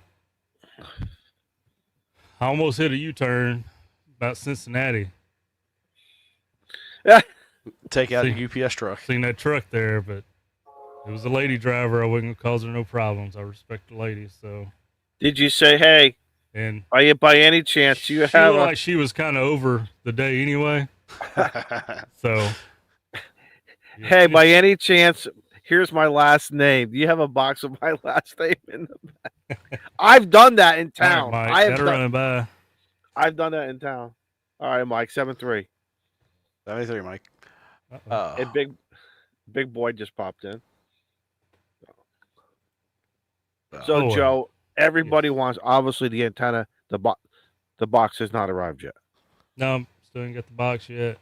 What's the last tracking on it? The same it was 2 months ago. But Louisiana. I may have a new T-shirt idea. I think it's still in Alabama. So how can I do this? Well, let's just share the screen. I can't zoom in. I don't think. Well, let's see if I can zoom in. Yeah. Uh-oh, what's he doing? So I got this new T-shirt idea, and oh jeez, I'm kind of hesitant because I almost got in hot water with Huntsville folks for making their my shirt a little too resembling to their logo. So I'm not so sure how UPS is going to feel about this. But I was going to say UPS has a little bit larger legal department than Huntsville. But someone though, I don't understand because I have never, and I don't want to jinx myself, I have never had an issue with them, FedEx, and all the FedEx Browns and the DHL. I have never had an issue. I don't understand what happens. Am I one of the lucky ones? Yeah. I will say, out of all of them, UPS has been the best to me. Really? Yep. My guy knows there's like an alcove area. If it's raining, it's wrapped. It's wrapped in plastic, and it gets pushed. And now with the notifications that your thing is here, you could check. I could see it's not in the regular spot. I mean, my guy goes the extra mile. Is it just because that's him? You've got a good guy. Yeah, you've got a good guy. And trust me, Christmas time, man. He gets $25. He gets some cookies or whatever. There's three people. Our local guy here. He's the same way. If the package ever get this close, yep. Like he knows what house he can leave it at if I'm not around and he don't feel comfortable leaving it on my porch. Yep. Right. Like without asking or anything, he knows it's okay. Because him, our mail lady, and our garbage guy. Yeah. The whole thing is when it comes to an antenna or a tower, you got to get it out of Alabama first. Yeah. Izzo, do you guys up there do the same thing I've seen them do down here in the South? What's that? Some folks will put a cooler and a basket of snacks on their porch with a note for delivery drivers. No, I didn't know that. Yep. Well, during they'll COVID, have Gatorades and waters and stuff in the cooler. during COVID, we left stuff out for him because we knew he was working 10, 12 hour, 16-hour days every day. Mm-hmm. And it just became, first was a hello, then it's a handshake. You get to know their first name, this and that. You start talking about the kids and this and that. And again, he's working for a living just like me. Yep. And everything. The only difference is in my job, people are not dropping off cookies and other things for me. But I feel obligated to do that, man. I feel he's going the extra mile. Yes, he's doing his job, but there are many times he's going above and beyond. And I wish I could tell his boss that. I wish I could tell his boss, but I don't know if it's an email that's just going to get, whatever. And who knows if it's ever going to get rid. I'd rather tell the man himself. That's how I look at it. And I told him, I'm not ass kissing, man. This is just who I am. I say thank you. Yeah. The guy for our trash bins, when he opens up the bin, there's a big envelope that says driver, Merry Christmas. So he knows, don't put it in the back of the truck. That's for you. That's for you. All right. So just in case the UPS thing, the t-shirt idea was a little edgy because, they're a big corporation and everything.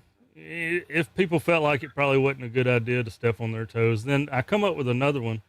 I think NASA would be okay with it, right? There you go. I mean, why would they have a problem? Why would they have a problem? That's how I look at it. I look at it from a different. Why would they have the point? What's the problem with that? So, I actually had to stop for the night. Like I had Frito-Lay, all these different brands, and I'm like, I got to quit. The whole reason I'm having to come up with. You got a Frito-Lay? I love Fritos. I love Frito corn chips. Grew up on them. Well, I'll take it wet or dry. I don't care. To me, it's all about that flavor. You know what I mean? But I'm telling you, I want royalties on that. Is on the cooler idea. I like that cooler idea. I'm gonna think about that. Actually, put UPS, FedEx, USPS, and Amazon. Yeah, because a lot of people down here drive for Amazon, not just full time, but even part time. Right.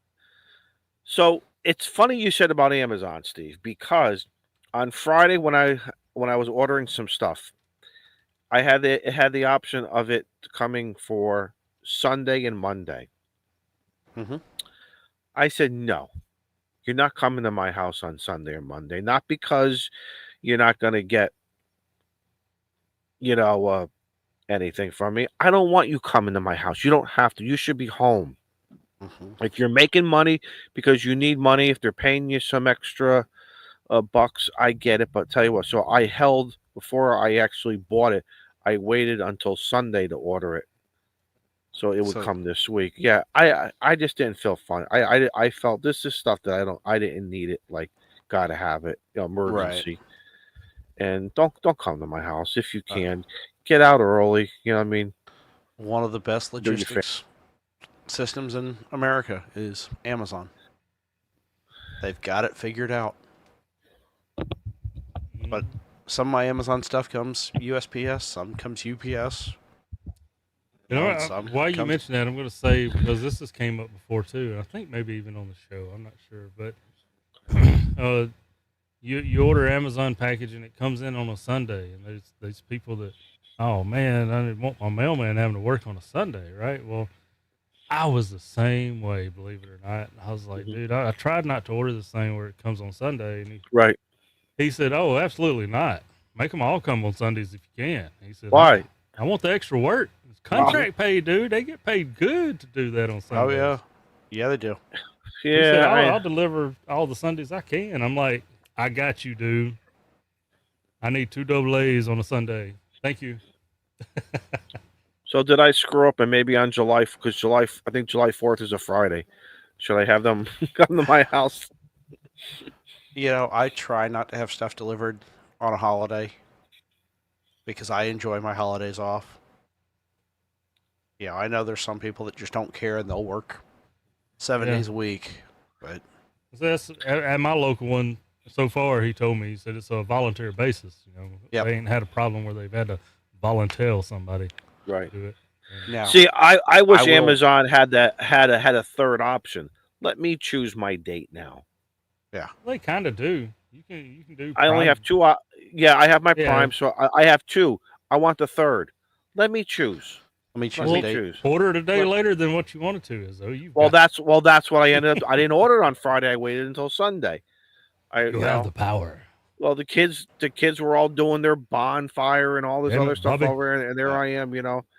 I popped on to Jason's happy hour, and in between the happy hour, I'm like, something. I got something sitting in a cart. Let me take care of that. Well, and the contract basis of Amazon.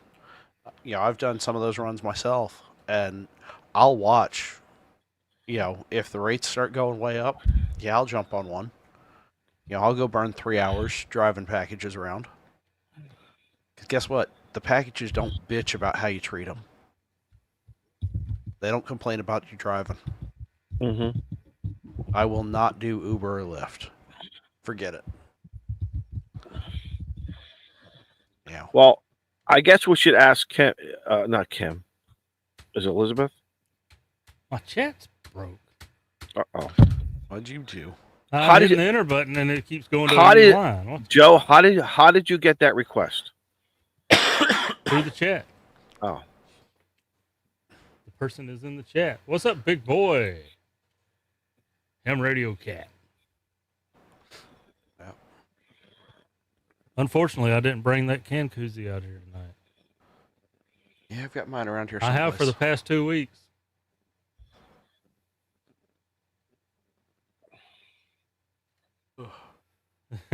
There it is, Kim. Jody says Joe Brett seems very UPS about this upset. Yep. I am a little upset. One thing I've noticed about UPS, if you'll look at where I shouldn't say this everywhere, but when I was down in Jackson taking my drone class, there was a UPS hub at the airport there.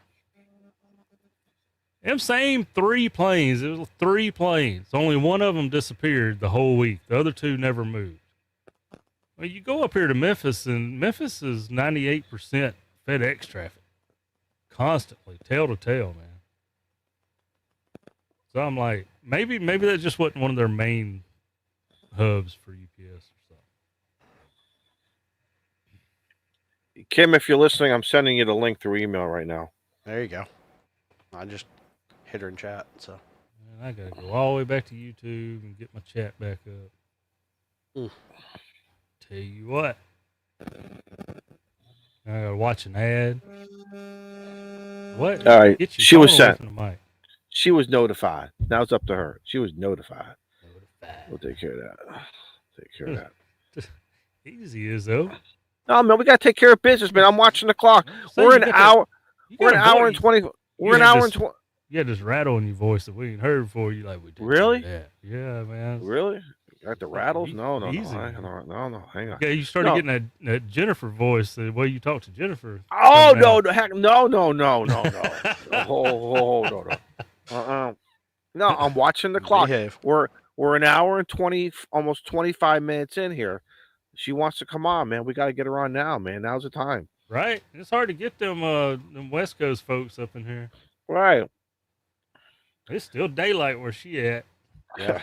She hasn't probably even had supper yet. What are you using for lighting? Is that a porch light or something? Why is it so daylight looking? Oh, It's you a got the ring light. It's a ring light. Look at you. Battery operated sun. Yeah, you know how old that ring light. That was when that's when I had the channel going too. That thing's got some history on it. I think Jeff in the chat's already trying to tell me that I may need to prep Shane for what I showed. You might want to check your NASA website. Am I really orange? Do I No. look orange? No, man, I'm not orange, am I? And that's Ah, natural. That's natural light alright. coming on. Maybe it's just. Oh, And Frank's talking about it's easy to get us West Coast people up in here. But Frank's always there, everywhere. It don't matter. yeah, he is. He's an exception.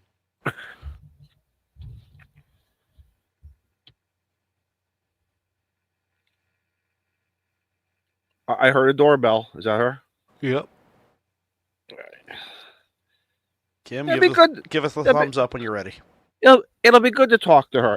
Again, I see her all. Here. There she is. Hello. I see her Hello. all the time in that POTA app, activating, and I can't hit her out there in California. It's frustrating. Frustrating when you can't work friends to say park to park or here, whatever, and how you doing? So you're here now. How you doing? I'm doing okay. I'm hanging in there. There. Where's the dogs? Where's your dogs? Hold on a second. I'm getting a little rigid here. Let me close this. Okay, there. Okay, can you hear me okay? Yep. Okay. You're five. I had to close the other window. I was getting everything. Okay. Yeah, I'm doing okay. I'm in the back bedroom here because we gave up our master bedroom for my parents. So I feel like this is the college dorm room now. So we had my neighbor over here and Larry over here. We were like drinking here in this room and everything. It did feel like total college dorm room. Where's Larry? Tell him to pop into the camera and wave. Oh, he's in the other room. He's hanging, doing his thing. So how are you guys doing? Doing well. We're doing good. Yeah, it's still daylight here. Sun's kind of in my eye here. But yeah, it's been challenging, having my parents here. So definitely a different time. Different vibe. Yeah. Oh yeah. Yeah. We can't really go anywhere, without having plans or somebody come take care of my parents or something, or just, barely pop over to the store. We have to do it between things going on. And yeah, but we're going to go camping in a couple weeks for our anniversary. So 35 years and we haven't killed each other yet. Congratulations. Congrats. Congratulations. Excellent. Thanks. Yeah, we haven't killed each other quite yet. So, but look, my husband always says the day's not over. Hey, Kim, refresh our memories. When we see you on the POTA spotting page between, 17 meters and 20, what antenna are you using? Or what are your favorite antennas? Right. So when we have the RV, I'm usually using the, it's a homebrew vertical. And then sometimes when we go out with the Jeep, I'll bring the shark antenna, the shark sticks, ham sticks, shark sticks, same thing, basically on a mag mount. So, and those work well. And my favorite band, probably when I'm doing POTA, is 15 meters because it's quite a large band. So, less noise. Do you have less noise? I know I have less noise where I am. It seems a little bit quieter. It is a little bit. Yeah, 10 is great. 10 is great for a little less noisy. So it's definitely, nice. But yeah, and I like 6 meters and stuff like that. In fact, 6 meters was open for me a couple days ago. I worked into Florida. Nice. I was thinking about you this weekend, YYL, because I was like, I wonder if she has her 6 meter live stream going. Oh, I was going to, but then it kind of faded out. I was going to. Yeah. So, and I've been trying to think about doing that again, but it was just open briefly and then it didn't last. So if I feel it's going to last longer, I'll just throw it on. Maybe I'll do it more often and people can just even see if they can hear themselves. So that's exactly what I was going to say. I popped on there a few times when you were live streaming and, just to see if I could get my signal out there. But I said earlier, my 6 meter signal has always, no matter what antenna, from my home location anyway, has favored the East Coast. So, but it'd be cool to hear myself on 6 meters on the west. That would be great. That would be great. And 6 meters. What are you using? Are you also using a mag mount shark or something for 6 meters? When we're out camping, the vertical I can tune pretty much everywhere on that vertical homebrew. I've got the antenna tuner. And that will tune from 6 to 80 meters with some counterpoises and everything. With the sharks, I've got a 6 meter shark as well. So I've got lots of versatility. I've probably got all the sharks legs for all those. So except for 160, that would be pretty cool. That'd be a pretty massive shark antenna for that.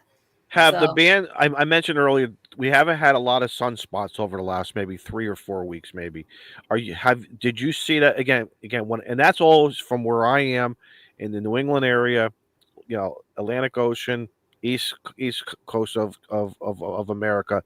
Sometimes it's different in other parts of the country, as well as your different operating times than me. So have you noticed some kind of weird band conditions lately? It has been a little extra quiet for 6 meters this year. Mhm. Overall, I mean, Elmer and I talk about it. It just seems like 6 meters has been extra quiet. May would have been a really good opening, typically for 6 meters, and I think November maybe as well. But yeah, it's been a little more quiet for 6 lately than typically. Typically 6 is a tough band anyway, but it seems like it's been extra tough lately. So yeah, but and what about 15 now? What the last month or so?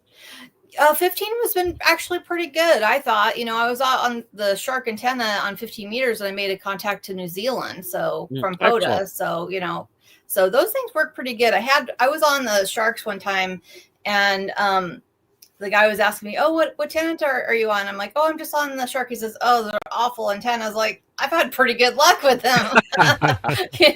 So, hey, if you're on the air, who cares what antenna it is? You're just on the air, right? I mean, you're trying, you're there. So it's convenient, to have the shark antennas. So, and with the quick release, it's great. I think a lot of times, I don't want to generalize, but maybe I'll throw this out there. I think sometimes when someone says this antenna is horrible, yeah, are they not? Is there a problem? Do they have a bad piece of coax? Is it not? If it needs a lot of grounding, or, like for instance, the ATOS. My ATOS, I know if it's not doing something right, I go back up to the top of the truck and I look at it, and sure enough, I didn't mount it properly on the tri mag. I'm not getting enough metal on those mag mounts, and sure enough, as soon as I move it and I use it properly, right, load, I hit that tune button, and all of a sudden, here come the signals. Yeah. So that's what I wonder sometimes, Scott, because I know some people are very, very opinionated. Yeah. It has to be, resonant or it's crap. I think any antenna that gets you on the air, do it. Whatever it is, get going on there. So that's my opinion. Have fun. That's all it is. It's just have fun, get on the air. And to back up what you were saying about 6 meters being good in May, I look back through my logbook, filtering just 6 meters. May, June, and July has been the heaviest contacts that I've put in. Sometimes in the winter, a few contacts, but yeah. And then it's kind of interesting too. Sometimes Christmas Eve seems to have good openings too. Go figure. So yeah, right. It may be a couple of things, more people getting the new little radios and everything, but also just there's the meteors. I don't know if it's the Leonids. I can't remember which ones in December. I was just going to say that they pop here in August. Yeah, August, and again in December or late November, whatever it is. But I know locally here, the guys always used to talk about that. Yeah, go play 6 meters when the meteors shower is. So yeah, it's fun. I love it. I call CQ in the morning pretty much every morning right now. My rig is in the living room, right? And I do need to remote that somehow, because then most of the rest of the day when my parents are up, they're in there. They're in the living room now. They're planted in there, And so, but before they get up, I'll spend, a little bit of time just throwing the CQ out there on 6 meters and stuff. And that's when I made the Florida contact. So It's been really hard to have as much radio time as I used to. But if I can, just get some time to remote the, the radio. I've got was it remote hams on my phone. I could just put that on there, but I've just got to dedicate the time. By the time I get time for things, it's like I'm tired. What radio? I have the in the living room. I have the Yaesu FT710. Okay. Maybe look it up. Does SDR Control has Yaesu support now? Huh? Do they? Okay. I don't know if I'm gonna look. I know the Yaesus, you have to add that extra module to give them the server side. Yeah. Or if you have a computer attached to them, you can do remote hams. There's a few different ways. Probably WF View is another WF View option. has Be free. There's another Win for one. Yaesu. Yeah, there's another one I was looking into because my husband's like really concerned about, the security and all that, having an open port or something like that. I'm not in the know of all that thing. And there was another one. Was it like Ham TX or something like that? It was another remote that was a little more secure than remote hams. So yeah, I have to figure that all out. So got to make him happy too. Well, Steve, let's tackle that. Maybe it's a simple answer. Having a port like that dedicated, is there a security? Is it a valid concern, or how do you gauge it? It can be, because what you're doing is you're opening a port on your network to the world, and there are, nefarious actors out there that will just scan for open ports, that face the outside world. Yeah. So is there one or more solutions of how do you combat that then? VPN it, or what do you recommend? VPN's a good option. What kind of VPN? Well, you have to host it yourself. You put a server side inside your network. Something like Tailscale or something similar? Tailscale is a good one that's been talked about a lot recently. That's why I ask, because there's VPNs for different right. And I don't recommend any of the ones to hide your Netflix usage.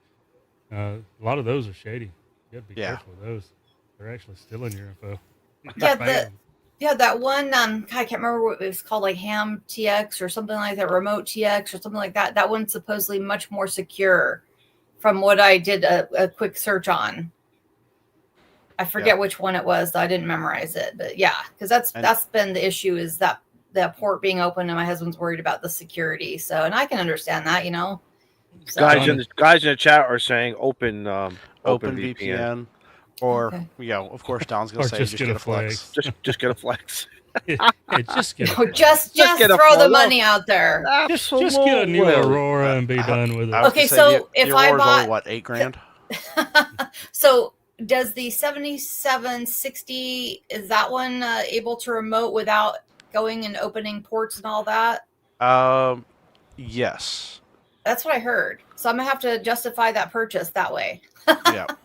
So you can do the 7760, and then of course you need the RSB1A, or if you have Apple products, you can do the SDR app on your SDR control.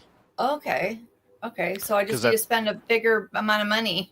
Yeah, because that's how I get into my 7610. Yeah, but Kim, it's for safety and security. Exactly. It doesn't get classified under ham. This is for safety and security. There of your you home. go. So don't have to open a port. Exactly. Don't have to open a port. And it's 200 watts. That's what I've been missing, on my radios, because my Kenwood, the 480HX was 200 watts. And that one's got some issues. Again, I have to send that in to get repaired. Before I spend more money again, because I already had it repaired one time, I'd rather maybe sink some money into a newer radio like that. So I was just going to say the Hillbilly Ham. Yeah, go ahead, read it, Joe.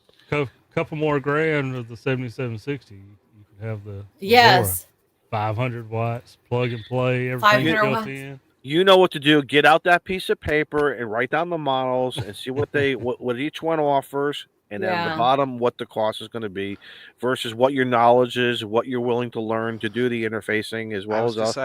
And the nice thing about the Flex is any computer that has the Flex software on it, can get into your Flex. Is that one more than the 7760? Is that what you're saying? I believe they're about the same price. Oh, okay. They're like $6,000 what the 7760 should. Yeah, right. Yeah. So Aurora is going to be close to 7. No, high 6. I don't know. Because there's different models. So. Right.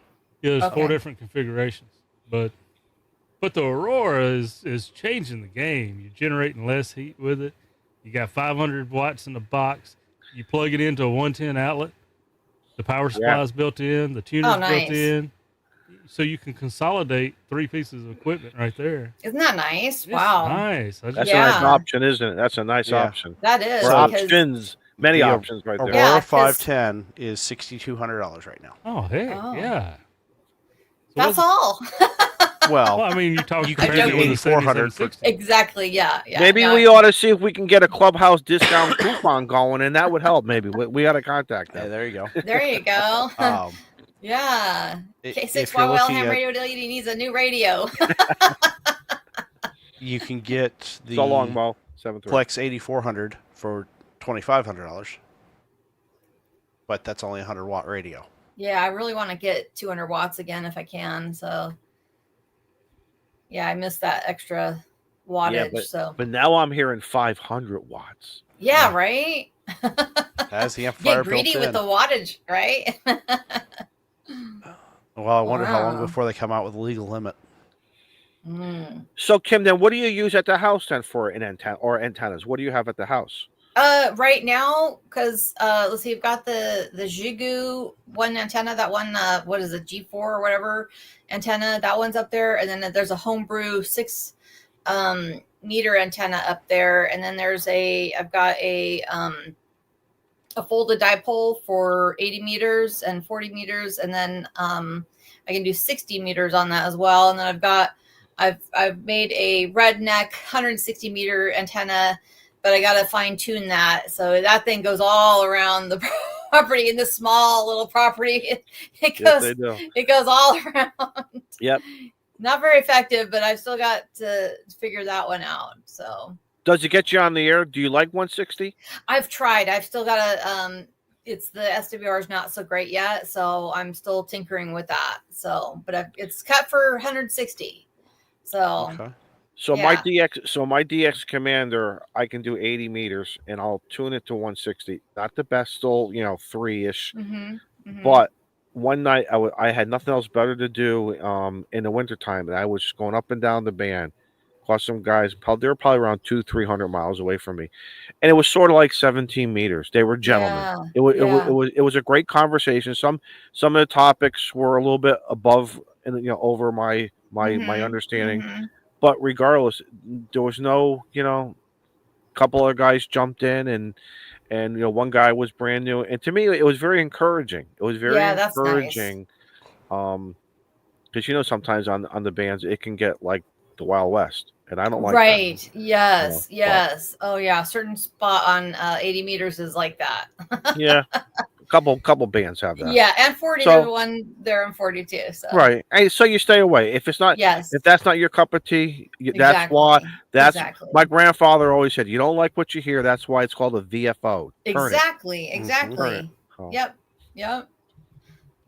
So, no, but that's just what's happening here. Busy with my folks and trying to plan trips when we can, and so it's all good. It's all working out, but it's a very big adjustment, right, for us because we just became empty nesters, right? And then my husband retired, and now we're back working again, pretty much. So yeah. And we cleared out my mom and dad's house, and let me tell anybody who needs to hear this: don't leave your kids with a ton of stuff that they'll have to go through, because my husband and I went through so much stuff to get their house ready for sale. It was just incredible. It was almost hoarding, so it was tough. So don't leave that to your kids. Whatever you do, that was a nightmare. So my husband and I did it ourselves. We cleaned it out and moved furniture, sold a bunch of things, kept some things, couldn't keep everything. And then they actually just sold their house. It just sold about 1 month ago. So yeah, so that was hard. They lived in that house for 51 years. Yeah, so absolutely. That was an adjustment. So yeah. Did they have any hobbies like how we have our ham radio? The four of us, we have our ham radio hobby. Right. And along with it comes a lot of stuff. Yes. Did they have a hobby that had a lot of stuff? Yeah, my dad had some organs, like a Hammond organ and a big, huge. I mean, this Hammond organ was ginormous, and then the speaker. They're huge. They are huge. Yes. It was in the living room, and so. Oh my God! Really? Yeah. So my dad, when he bought that, he had to. got him tucked today. He put jacks underneath the house just to make sure it wasn't going to sag on the wood floor. So, and I'm not joking. So, and then when my dad had the stroke, my mom's like, and my dad was in the hospital, my mom's like, I want that organ out of here. So we actually put an ad on Craigslist for free because it needed some work. And I tell you, within 3 hours, we had somebody coming from Lake Paris area to come get it. And he said, how many guys do you think I need to take this out of the house? And I'm like, 4. It was heavy. It was a heavy. It was thing, like, yeah. What did the ad say? Free? Just get it out of here, kind of Free, basically. yeah. And my husband wrote the ad and just what the model was and everything. And that thing must have weighed 700 pounds, just the organ itself. And then there's the speaker too. So, I mean, it was, these guys were struggling. There was 4 guys. So, yeah. So, but we're appreciative that he came and picked it up. So I always think of myself, and I'm sure all of us here, even everybody in chat. What all of our ham radio stuff? We're really, again, what are people? It's like, don't throw that away. yeah, I paid some damn good money for it, or I got it for a Right. great deal, and you're just going to throw it away. Yeah. I will haunt your ass. Do not do that. right, Do not right, yeah. do that. You know, Unless or the spouse knows how much that's worth, that might be what happens. It might or end up at fair Goodwill or value. something. And listen, Yeah. and I've seen a lot of times, because I've helped over the years, spouses, and the answer is, it's been sitting here for a year now. It's got to go. I understand, and I don't care. I'm not like I'm looking to make some money. Yeah. Whatever you get, I'll take. But and I'll make a donation, to your Right. club or something that you guys Right. feel worth. But Right. it's very weird looking at other people's stuff, because you look at it, and the history of that device starts talking to you. Right. Mhm. Right. Renee. It's just amazing. Yeah. Yeah. When you go into someone's basement and there at the desk is the radio and all Yeah. the little knickknacks that go along with it. So Yeah. Well, but here's some, on a side note, you sparked my memory was, there was another ham, well, 2 hams here in Claremont, maybe about half a mile away from where I am. K6GMV, George Dines and his wife were huge into 6 meters. And they kept their 6 meter log books, paper logs for back in the 50s and 60s or whatever, 70s. I mean, and there's just tons and tons and tons of 6 meter contacts. So yeah, it's the very, entries. yeah, The all the entries entries. scream. Don't those entries scream to us and in They the hobby? do. But They for anyone do. else, they're like, yeah, it's just paper. No, it's not. Exactly. Somebody would trash them. Yeah. Yeah. Yeah. But I have them. My friend Will gave them to me. So, but yeah, it's pretty neat to have, that as a history, It's hard of to 6 let meters. go, because, and plus you too, what you've paid for your stuff. Right. Right. Now Yeah. you're talking about making another purchase in the next, couple of months or whatever. Yeah. And then 10, 20 years down the line, God forbid, or whatever, you don't want that thing going for $50. Right. Right. Yeah. Well, my husband knows what's being paid for ham radios, so he's not going to throw it away. But yes, but other spouses may not know. They may think, just get it out of here, throw it away, whatever, what a piece of junk. It's just all, it's gathering dust and taking up space. Get it out. Yeah. So no, I can understand that. So yeah, but I'm dying to ask you this question. sure. What's it like being on the West Coast and you fire up your radio, and I don't care what band. What are you normally hitting? Are you hitting a lot of Pacific stuff? Are you hitting a lot of Midwest stations? For you to work me, I know that 2 or 3 times that we have worked, it's always special. It doesn't happen all the time. Yeah. So what's it like over on the West Coast to play ham radio? How you're doing it? Well, I've been a ham for 16 years or so or more. I don't know and I've had my extra for like 5.5 or 6 years, something like that. I can't remember now, but it's been a while. But I've worked all the continents, so over time. But my pipeline I would say is probably New Zealand, Australia, Hawaii, those kind of things. Japan, get a lot of Japan, and sometimes I'll get a lot of Spain too, which is interesting. So I love that. So, Like and you're then of going course over the South pole, America, yeah, Yep. and South America. So beginning Russia lately too. So 20 meters. Yeah, it's fun though. But I like working at nighttime. You know, the bands get a little more quiet and stuff like that. But with the sun up and the heat and the static, and I've got power lines basically in my backyard. You know, from the electric, you know, power lines and stuff like that, pig pole. So that's, you know, probably adding to my noise. But eventually, we can't do it now. But my husband and I would love to move and have a piece of land, you know, and not have neighbors so close. Although we love our neighbors, we really are blessed with some really, really great neighbors. It would be so nice to have, you know, a property that he can have his garage and I can have my ham shack with all my antennas and, you know, all that good stuff, with not a lot of electrical noise or hearing the dogs barking across the street, you know, kind of thing. So, but Sounds like Kim and Larry just need like 50 acres of just us. that would be nice, right? That's not going to happen for a while, I'm sure. So I think we all want that. I really do. I think we like that. I call it the elbow room. We all like that. Yeah. Close, but not too close, kind of a thing. So. Right. Yeah. And with my dad, you know, we're really tied down now. I mean, there's no way to move him. You know, he's very disabled. So that would be a huge undertaking to get him moved, you know, in his condition. My mom, she's a little better, but she's still pretty slow. She needs some new knees, you know, and all that kind of thing. So it would be a huge big deal to move both of them. But if my mom was still here, my dad's passed, that would be more of a consideration of moving away, you know. And we've already talked to her and said, "Hey, Mom, if something happens to Dad, are you okay with moving with us?" And she's like, "Sure." So that's good. We've already had that, you know, that conversation. And and sometimes when I wake up in the morning, I'm so surprised that my dad's still here, to tell you the truth, you know, because some days he doesn't look so good. Other days he's like, looks great. So it's just a big roller coaster of, okay, is this the night that I go to bed and he's gone the next day, you know, kind of thing. And but at the end of the day, you know what? I'm sure you'll agree we're all blessed to have what we have, right? Oh yeah. Absolutely. So we're all grateful and blessed.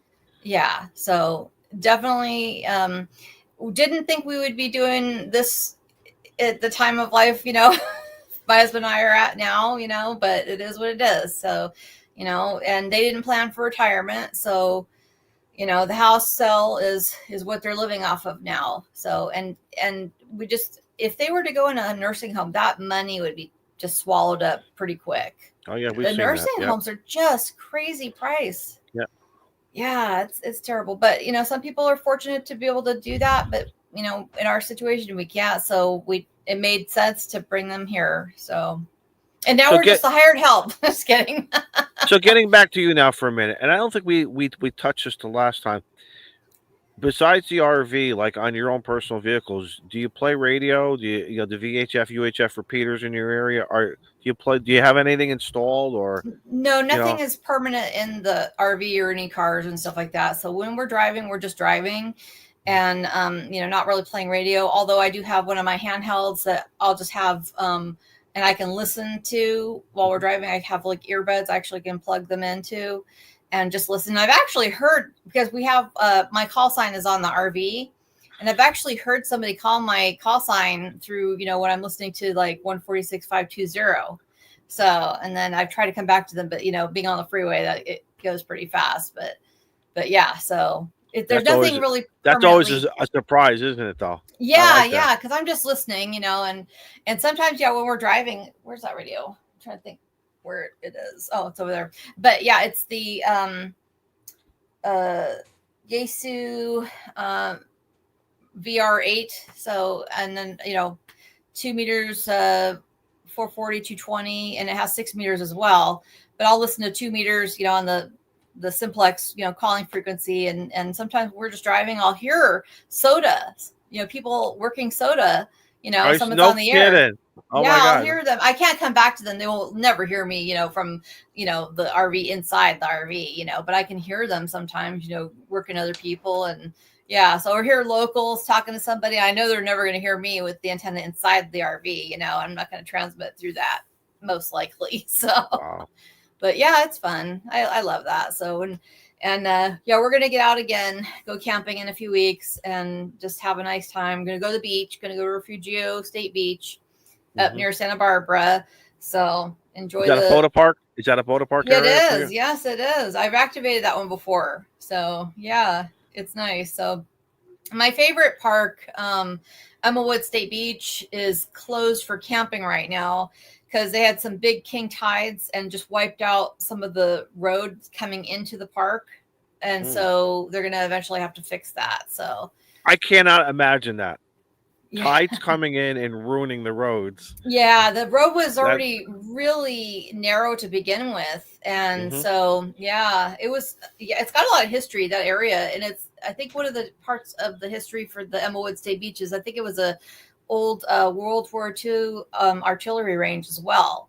So back in the day. So yeah, but it's one of my favorite places. And right now sadly, I can't go. I mean, we could go for a day, but the camping area is pretty inaccessible right now from what I've heard. We haven't been able to go and see it. So when you park the RV, walk us through what antennas are going to go up. So typically. The deal is I'll make Larry a sandwich. He puts up the antenna. And that's the bribe. That's the bribe. Hey. Right? It works every time, doesn't it? It does. Yeah, I'll make lunch. You get the antenna going. I love it. You got him trained. He doesn't mind. Or he's trained me. Either way, It's still a damn good sandwich. So yeah, it is, right? So it's the homebrew vertical that goes up. And if you look on my QRZ page, there's a picture of the RV, and you can see on the back of the RV is the antenna, the blue antenna. There you go, folks. There you go. And then I was being pretty geeky that day. I put the shark on the front bumper, with the mag mount. So the shark's on the mag mount on the front bumper, and then the other antenna is on the back, the blue one on the back. So, and I not can't exactly vertical, but who cares, right? Right? No, but see, I'm not allowed to put the magnet mount on the paint. So is that Larry's rules? Yes, that's Larry's rules. You gotta make him a bigger sandwich. That's all. and throw a pickle and some potato chips on the side. Come on, Larry. Right, and a beer or something, right? There you go. Sweeten the deal. Now we're talking. Yeah. A kiss on the cheek. That's all it's going to take. Yeah. So that's fun. I just make him a sandwich. I get the antenna put up. So there was actually one time I think we had already eaten and he just put it up anyway. So that was good. So you're all RVing. What's the radio and what are you doing for a power source now? Right. Okay. So that's the Biono battery. Yep. And then usually I'll bring the ICOM 7300. That's usually what I bring. And then I have a backup radio, which is the Yaesu A57D. So that's a backup. And then sometimes if I feel a little bit like thinking that I may have weird troubles, I'll bring another extra radio, which is the Jiku G90, just in case, right? To cover all the bases right there. There's nothing wrong with that. Yeah, and some handhelds and stuff like that. But yeah, the power is the Biono battery. So are you using any solar to recharge that Biono, or do you wait to how do you do that? Right. The RV does have solar, so I can recharge. Yeah. So I have it's all perfect. So yeah, it's great. It's great. So. Well, Jeff's got the big question. You going to go to Alabama with that thing or what? It's a long haul. To Huntsville? I don't have any time right now, and I would love to. That would be so fun to do that. But that's getting away for just 2 days is great. But getting oh man, I would. All right, love so let's to. ask you. So let's say your home situation was different. Okay. I'm going to pose the big question for you. Which Hamfest would you go to first? Would you go to Huntsville, Hamcation or Hamvention? Which which one do you think you would want to go to first? Okay, so I'm guessing the Huntsville's closer to the ocean, correct? No, right? No, which right, one's no. the closest to an ocean? Because I want to go. I'll be Orlando. Oh, Orlando, okay. yeah. Okay, Orlando, so then there probably. you go. There you go. Whichever one gets me to the ocean. And I'm on the big three. Yeah. Right? Orlando's probably an hour from the ocean. Oh, okay. Yeah. Then I'll do that. No, because because each Hamfest offers something a little bit different Right. as far right. as its vibe going. So Right. Right. and brother Don, no, this year I don't think I can because we got 2 kids leaving for college, and I think Huntsville is when number 2 goes. They go at separate times, so unfortunately, I think I'm just waiting for the schedules to come out. So, but anyway, Wow. I'll get there, Don. I will get there. I would love to. I've never been to any of those. Just me either. Yeah. I want to experience. I want to experience that sensory overload, right in a weird way. Of that would be Orlando or Dayton.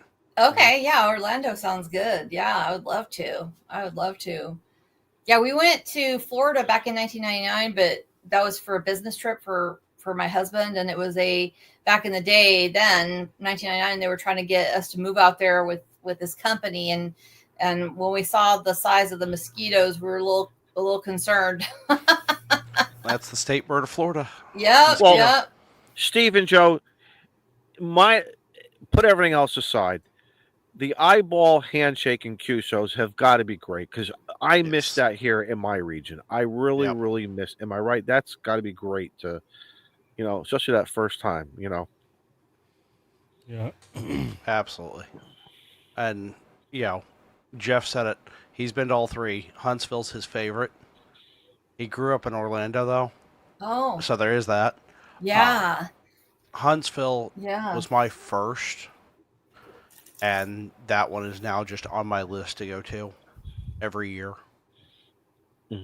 Because I know I book my campsite on my way out, if not a day or 2 before I leave for the next year. I think Joe does the same thing. Right. Because if not, you're not getting a campsite. Yeah. Campsites are hard to get sometimes. But if you can't, though, Steve,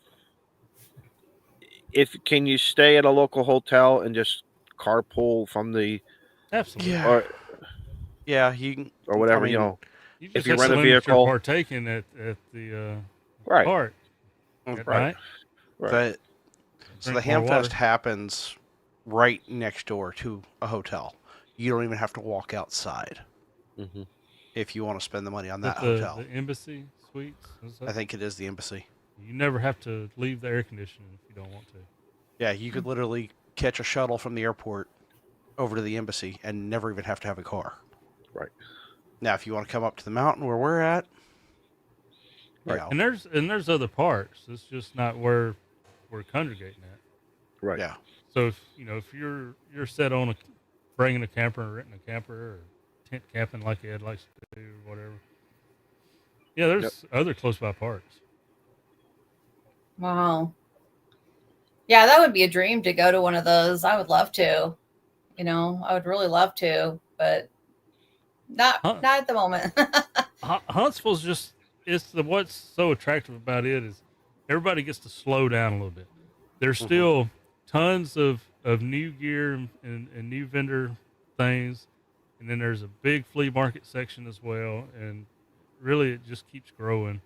Oh, wow. But it's all inside and it's all air conditioned, so it don't matter if it's raining or how hot it is outside.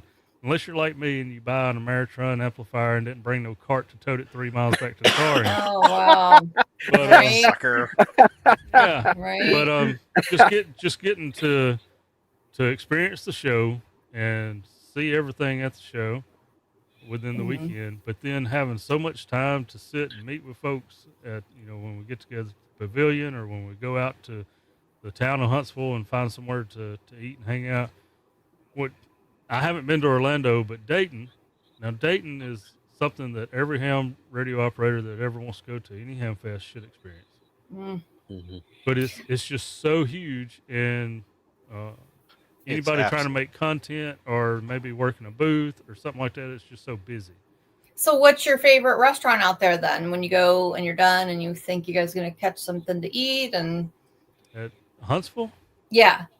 So usually we go to a place called Campus 805. Oh, okay. So it's an old, a school that they closed down, and then they put several different breweries and eating places and stuff in it. That's been our go-to because nice. So many things to do in that one location. Oh, nice. But there's a lot of options, but oh, that's cool. Yeah, we found quite the number of different breweries in Huntsville. Uh-huh. Oh, wow. And most of them have some sort of food. Mm-hmm. And then of course we all hang out up at the state park where we're camping or in the cabins, depending on where you're breakfast. coming from. You gotta go to the Blue Plate. Yes, Cafe. Blue Plate for breakfast. Oh, wow. Nice. Wow. Little diner. What's the favorite there? What's the Anything. favorite at the Blue Plate? And eggs, pancakes, whatever. Everything. Right. And Izzo, it's like the diners up there by you. Oh, okay. It's a true diner. True diner. Okay, gotcha. So the campground there in Huntsville, does that get pretty booked up around the? Oh, it's entirely booked out already. They this year. allow you to book up to 364 days out. And it's booked. Like Steve said, if you leave and don't reserve, you're going to have a hard time getting that spot. That's amazing because California, I think you're only allowed to book 6 months in advance. Yeah. So, yeah. Alabama residents can book a month earlier than 13 months out. Oh, okay. So what does everyone do? Put it on your calendar as a reminder. I need to go book on this day. Is that what from a logistics? Well, for Huntsville, yeah, for Huntsville, when you check in, you can tell them you want it again, and they're like, "Well, you have to wait." But if you know the hack to the website, you can actually go ahead and book your stay for the next year, even if it's outside of the date range. So you don't have to wait a day then. If at least one of your days is within the date range. We keep talking about all these tips and tricks. We gonna be out of luck. Yeah, right. No. Don't give all the I'll literally book it as I'm driving in if I have to. me and my wife used to always just get a cabin up there, and you told they ain't got but 13 cabins, so they go quick. They go very quick. Oh wow! How many sites are at the park? Over 80, isn't it? RV sites, and then you got primitive tent camping, pretty good size. Hang on. I'll tell you here in just a second.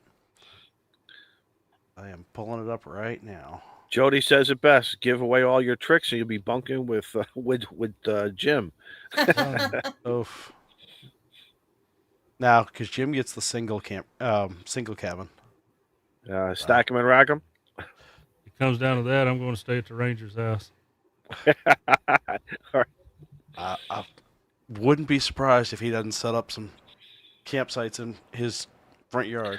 Do they have a way? He needed an RV hookup.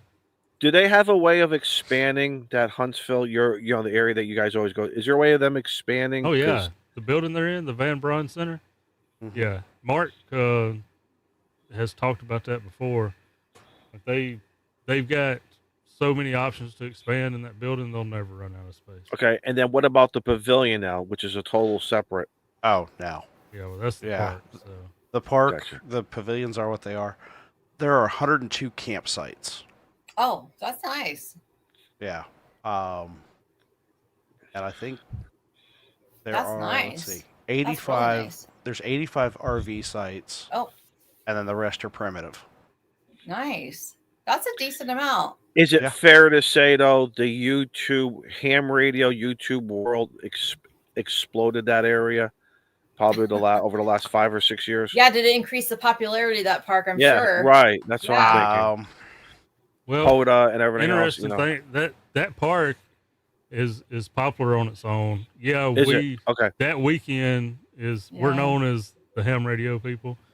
Right. Oh, are y'all the ham radio people? Yes, that's that's your residence for that. So the weekend. Rangers are pretty well used to antennas and all kinds of The stuff. Rangers a ham.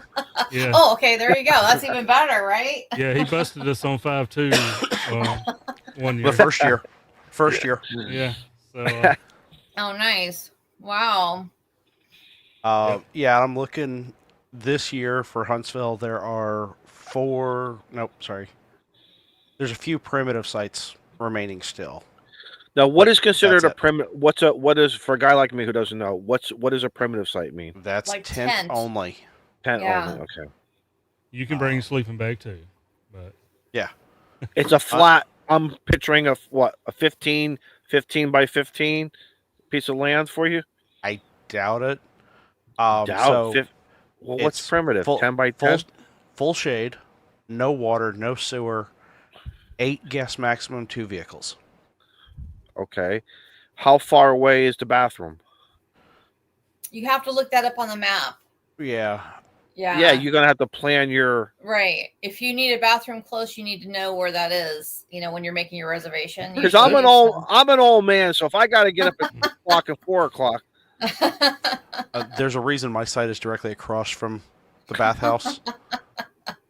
I don't like walking that far that early in the morning. Aw.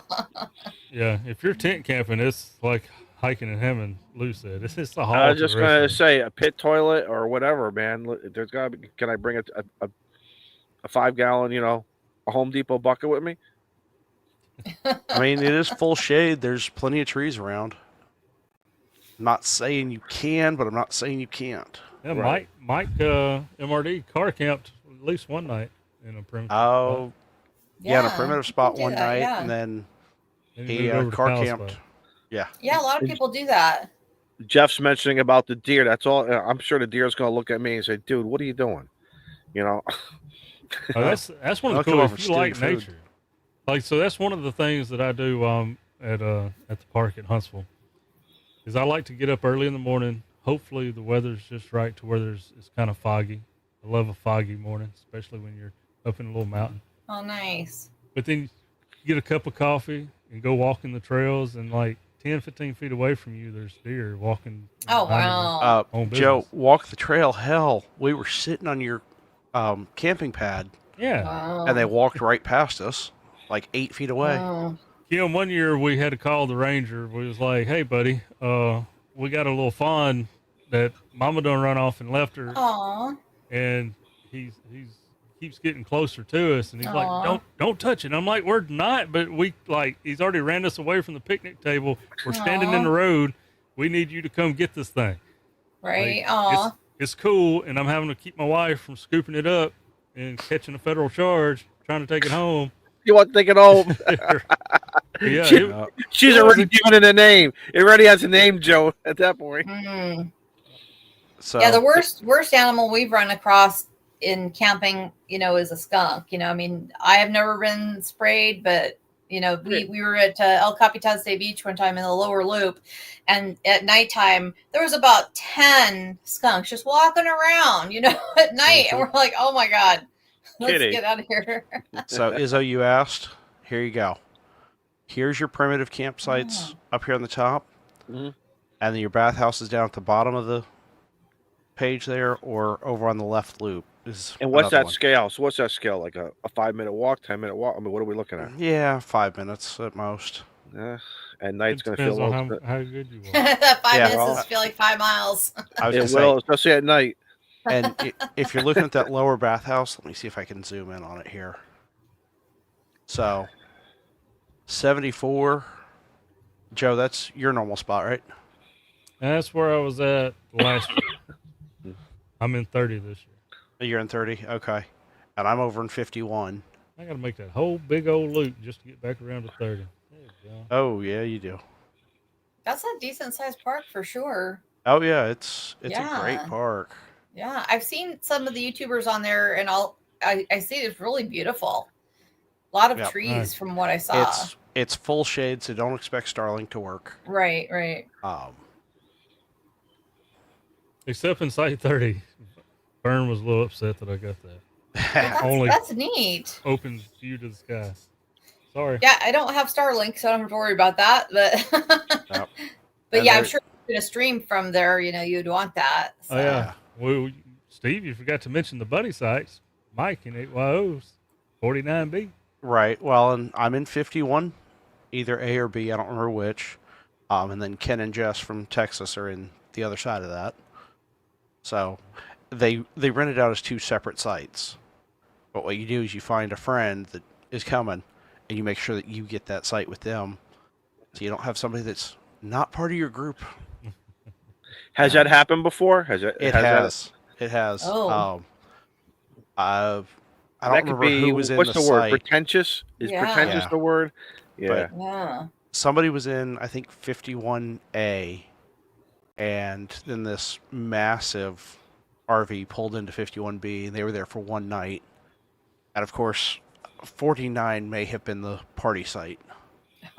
So Imagine those people. What the hell? What the hell did we pick? And can you imagine? Can you imagine the discussion of them when they were leaving? yeah. You know, was she blaming him or he blaming her? That would have been a funny just to listen to.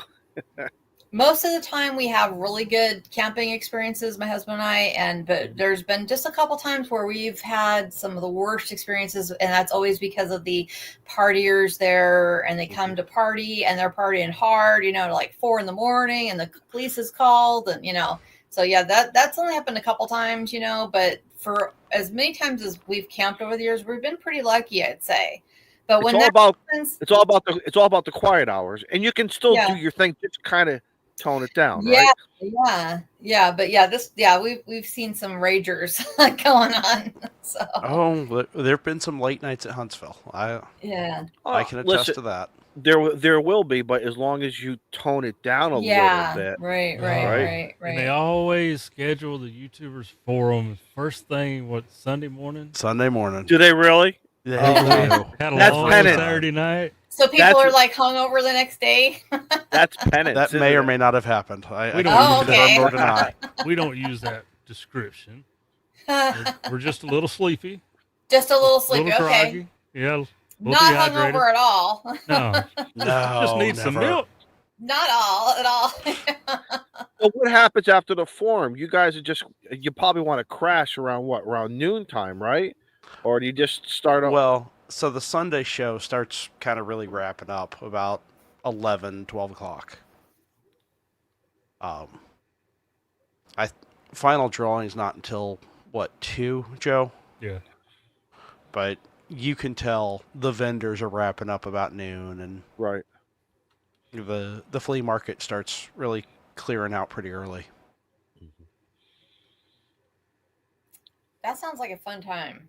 So it is. It's a great time. I would love that, I think, so, but I've never experienced it, so. Yeah, Well, me too. Yeah. And it's not unusual for people to rent an RV and have it delivered to Monsanto State Park. There's quite a few RVs on RV Share or Outdoorsy right there in that area. Right. Really Right. interesting. I did that one year. I've towed a couple of years. I'm towing this year. Renting one here locally. So what's that like? I call this guy up and I say, I want this RV. Here's the price. They're going to drive it, park it. I'm going to get the key when I'm done. I just leave the key. They're going to come take it away. Yep. I'm sure it comes with a price, but that's it an does. option. There's But a that's an delivery fee with it, but then you don't have to worry about dumping the tanks if you use the facilities in the RV. Yeah, you don't have to worry about cleaning Pulling it up, it through all the traffic. pulling it through all the traffic, pulling it through the trees, damaging it. Yeah. Well, you got to worry about damaging it. Just Well- not while Yeah. you're pulling it. Yeah. I can neither confirm nor deny if wires got cut. That's, Well, that's what happens when your 6-meter antenna is on the front bumper on an angle. It's no, No. that's what happens when they don't check their CO detector. Uh-oh. That sits there and chirps. Uh-oh. Oh, okay. I found the fuse We for repaired mine it real before we quick. left. Yeah, we looked for the fuse, couldn't find it. I found it. Anytime I would key down on my radio, it would set it off. And my wife's in there trying to take a nap. It didn't go. Oh, that doesn't go over real well. No, Oh, wow. no. So I've learned I've got an extension cord now that stays in the camper, and if I can run the extension cord away from the camper a little bit, it doesn't bother. Okay. Well, I will say this about transmitting. I've had an experience where my husband was out on the beach. We were at Silver Strand State Beach, and I was on 17 meters, and he was out by the lifeguard tower, right? And he says, "Oh my God, I hear my wife calling CQ through the PA on the lifeguard tower." So I don't go on 17 meters at that beach anymore. I go to other bands. So I wonder if the lifeguard was up there going, "What is going on with my PA? What is this?" Because he was there. So, Good opportunity to mess with some folks. Yeah, right. So yeah, I know. ID. Yeah, 17 meters is the one that I was going on the PA for the lifeguard tower. So that's great. I love it. Oh, yeah. well, that one's down there at Coronado. I activated that one last time I was in San Diego. Oh, you did? Well, did you see me? I've got like 50 activations there or something like that. Okay. So yeah, I haven't been there in a while. I know you're just east of LA, so that's I'm 30 miles east of LA. 3-hour run for you down to Coronado? It's about 129 miles to get down there. So, and probably about 2.5 hours sometimes. But it's the traffic, man. That traffic is just awful sometimes. Sometimes we go on a trip and I'm thinking, oh, we're going to be home pretty quick. We're not totally far away. And man, the last time we were out camping, we hit the worst amount of traffic on the way home because we left at like 2:30, didn't come home until 7. We were only like 100 miles away. So it was just all day. We kept getting traffic alerts. Then they did a traffic break and, the traffic alert. And that was and it was a Wednesday. So it's LA traffic. Yeah. But no, that's a really nice beach. I activated on the bay side.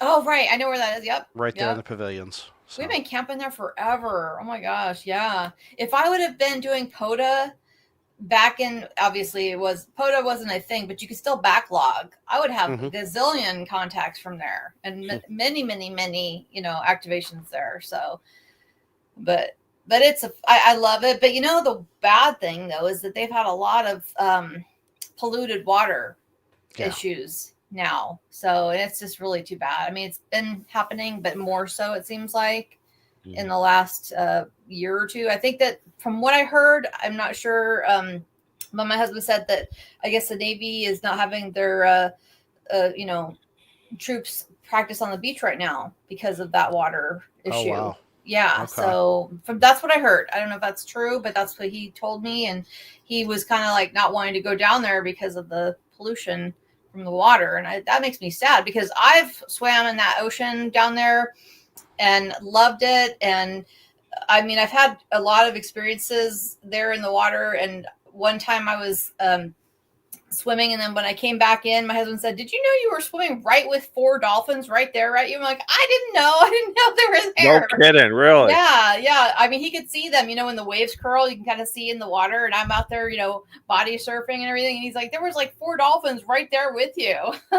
So, wow. Yeah. So I didn't know. I didn't even know they were there. I was like, really? They didn't even say anything. Just kidding. That's a QSL card right there. Right. Yeah. So I didn't know. Yeah, unfortunately, a lot of that pollution is coming up from south of the border. Yep. Yeah, I know. It's just awful. Yeah, I mean, yeah, it breaks my heart. It really does. Because it just ruins it. My cigar is getting down to the end, so you know what that means. I was going to say, it's been 2.5 hours. So. Well, thank you guys for letting me come. No, you're welcome anytime. What did we tell you when you first came on? I was welcome anytime. Welcome anytime. Our pleasure. Thank you because I know you guys were probably getting ready to wrap it up, and and I was like, I wonder if it's too late. Door's always open, And I'm sitting here on the bed trying to get comfortable, and I keep slouching down, and so, but I'm in a different room than I was in before, so because my parents are in the living room, so I feel like this teenager again. I'm all in my little room. The only with my difference is alcohol sometimes even. the only difference is you don't have the telephone, right? But telephone and a stereo, I bet you in there, right? Well, let's see. There is a stereo, and then different phone, right? Different phone, different type of phone. So Yeah. So well, Kim, we're glad we are so happy. Anything as we go around the horn here? Anything you want to say? Anything that you're doing? Any special activations? Anything going on over the next, yeah, look for couple weeks? me. Yeah, in a couple weeks. Probably the week of let's see, the 9th through the 14th. I already have definite reservations at Refugee Estate Beach, but I'm just trying to get, maybe if I can get a site a little closer to the ocean, I'll change that, and it might change the date just a little bit, but I'm still locked in for that beach. I've got a reservation there. Not the best site, but I'm going. So quick question field day. What do you do for field day? Quick question. This year I was home. So, or I should say last year I was home, but just typically stay home. So, okay. But I did go to Winter Field Day in the desert. Winter Field Day in the desert. Really? So 2 years ago. I think it was 2023. I think it was. So yeah. Excellent. So, but this field day, yeah, I don't know it may be a field day in the backyard or something. Nothing wrong with that. Hey, right? Nothing wrong with that. You're still playing radio. So, but thank you. Yeah, it's all good. It's all good. Yeah. Joe Brett, what about you, man? What do you got going on? And that light still flashing there in the background. I don't forget to cut that off, but run my D-size battery down. Is that your emergency light? Yeah, that's what this was. I got this I seen this at an antique store, a little thrift store. That's cool. And it was up on the shelf, and I was looking at it, and I was like, I wonder if that blinks. And I asked the guy, and he's like, I have no idea. And I'm like, okay, and what does he got? He got $5 on it. I think I gave him $3, talked him down. Oh, wow. Come home, found me a D-size battery, and sure enough, it blinks. And that's neat. You didn't give him $5 for that? I probably did. I know. But what's interesting is got this what's supposed to be a suction cup. Of course, it don't flex very much anymore. But this was I looked it up, and I think it was like in the 50s or 60s. It was made for you to actually suction cup to the side of your car if you like on the side of the road broke down. Man, that's Starsky and Hutch there. thing. Yes. Yes, remember those days? Yeah. On that Gran Torino, yeah. Now they sell the little LED beacons to do that with, like electronic flares they call it. So that was that's the story behind it. Wow. But yes. One thing you just reminded me of, your fines. Okay, so here, and I should have brought it out. I didn't think of it. It's in a box here in the house. As I think I remember mentioning to you guys, I used to be on the CB years ago, right? And that you had to say your CB license number and everything. And yep. I said I remembered it as KBKK2839, and my handle back then was Sweet Lady. And so my mom and dad for Christmas gave me a CB, a base station, because I was always using the mobile, but they had a little plaque engraved for me, and it had KBKK2839, which was the CB license, and then nice. my handle, Sweet Lady, and my mom kept everything, so that was at the house. I found that. I was like, oh my gosh. Awesome. You hold on to that, absolutely. Yeah, I'll hold on to that. Yeah, that's a keepsake. My great aunt, I don't remember her license number, but she went by Sweet Mary. Her name was Mary. Oh, they always called her Sweet Mary. Oh, that's nice. That was pretty. That's yeah. Pretty nice. But her and her husband had their license on the wall and stuff. It was pretty neat. Oh, that's so cool. That's really cool. Yeah, my mom kept everything, and when you have those dreams about losing your schedule from high school. Yep. I should have asked my mom. My mom kept all my schedules. I found them all. All of my kindergarten through 12th grade homework, my mom squirreled away. I couldn't believe it. I had PTSD from going through my old schoolwork again. I'm not joking. I was having nightmares about it. Every time I thought I was done finding schoolwork, I'd look in another drawer. There's more schoolwork. I'm like, a lot of report cards, I bet, huh? Oh my God, yes. Comments from teachers, and just even my drawing from the dissecting of a frog I had. My mom kept that. I'm like, what the heck? Oh, yeah, good times, right? Yeah. Steve, thank you very much for everything Absolutely. that you did over the weekend and sharing the 360 camera with us, and but more importantly, what you did down there in DC. Thank you. Yep. On Yeah, behalf of it's everybody, thank you. something Yes, I thank thoroughly you. enjoy, and Yeah, once my you dad's a experience vet it. too. Yeah, my dad's a vet. He's a Korean wartime vet. So Okay. so he was stationed. My dad was stationed there at Coronado Okay. from 54 to 58. Mhm. So Excellent. yeah, he well, I'm not trying to keep you guys here, but I actually am. But he said that he remembers when there was nothing around there basically, and he can't believe that years later, his daughter and son-in-law and grandsons going camping down there while he was stationed down there years ago. So, but yeah, time changed, and yeah, I love Silver Strand. I love Coronado. I love that area. So Excellent. yeah. Steve, anything going on for this week until we talk to you next? I do not have anything planned for this week. I'm hoping to get over whatever crud I got in Japan. Maybe get my voice back for next week. Gotcha. So. Okay. Very good. I'm off tomorrow, Wednesday, Thursday. It's going to rain here on Thursday, so that'll be an indoor day. Tomorrow, I'm going to try to take advantage of maybe 1 to 3 parks if I can. The whole thing is, how early can I get my butt up and do stuff in the morning, and then, but we'll see. We'll see how it goes. So, but that's it from here. I can't remember if we have a guest, if it's next week or the following, but we'll have something going on here next Tuesday. Everybody be good, be safe, enjoy your hobby, whatever you're doing, whatever bands, whatever your modes, be a good guy out there. So everybody wave, say 73 to everybody. 73, everybody. Thank you We'll so see everyone much. soon. Bye. Bye, everybody. Thank you. Take Bye-bye. care.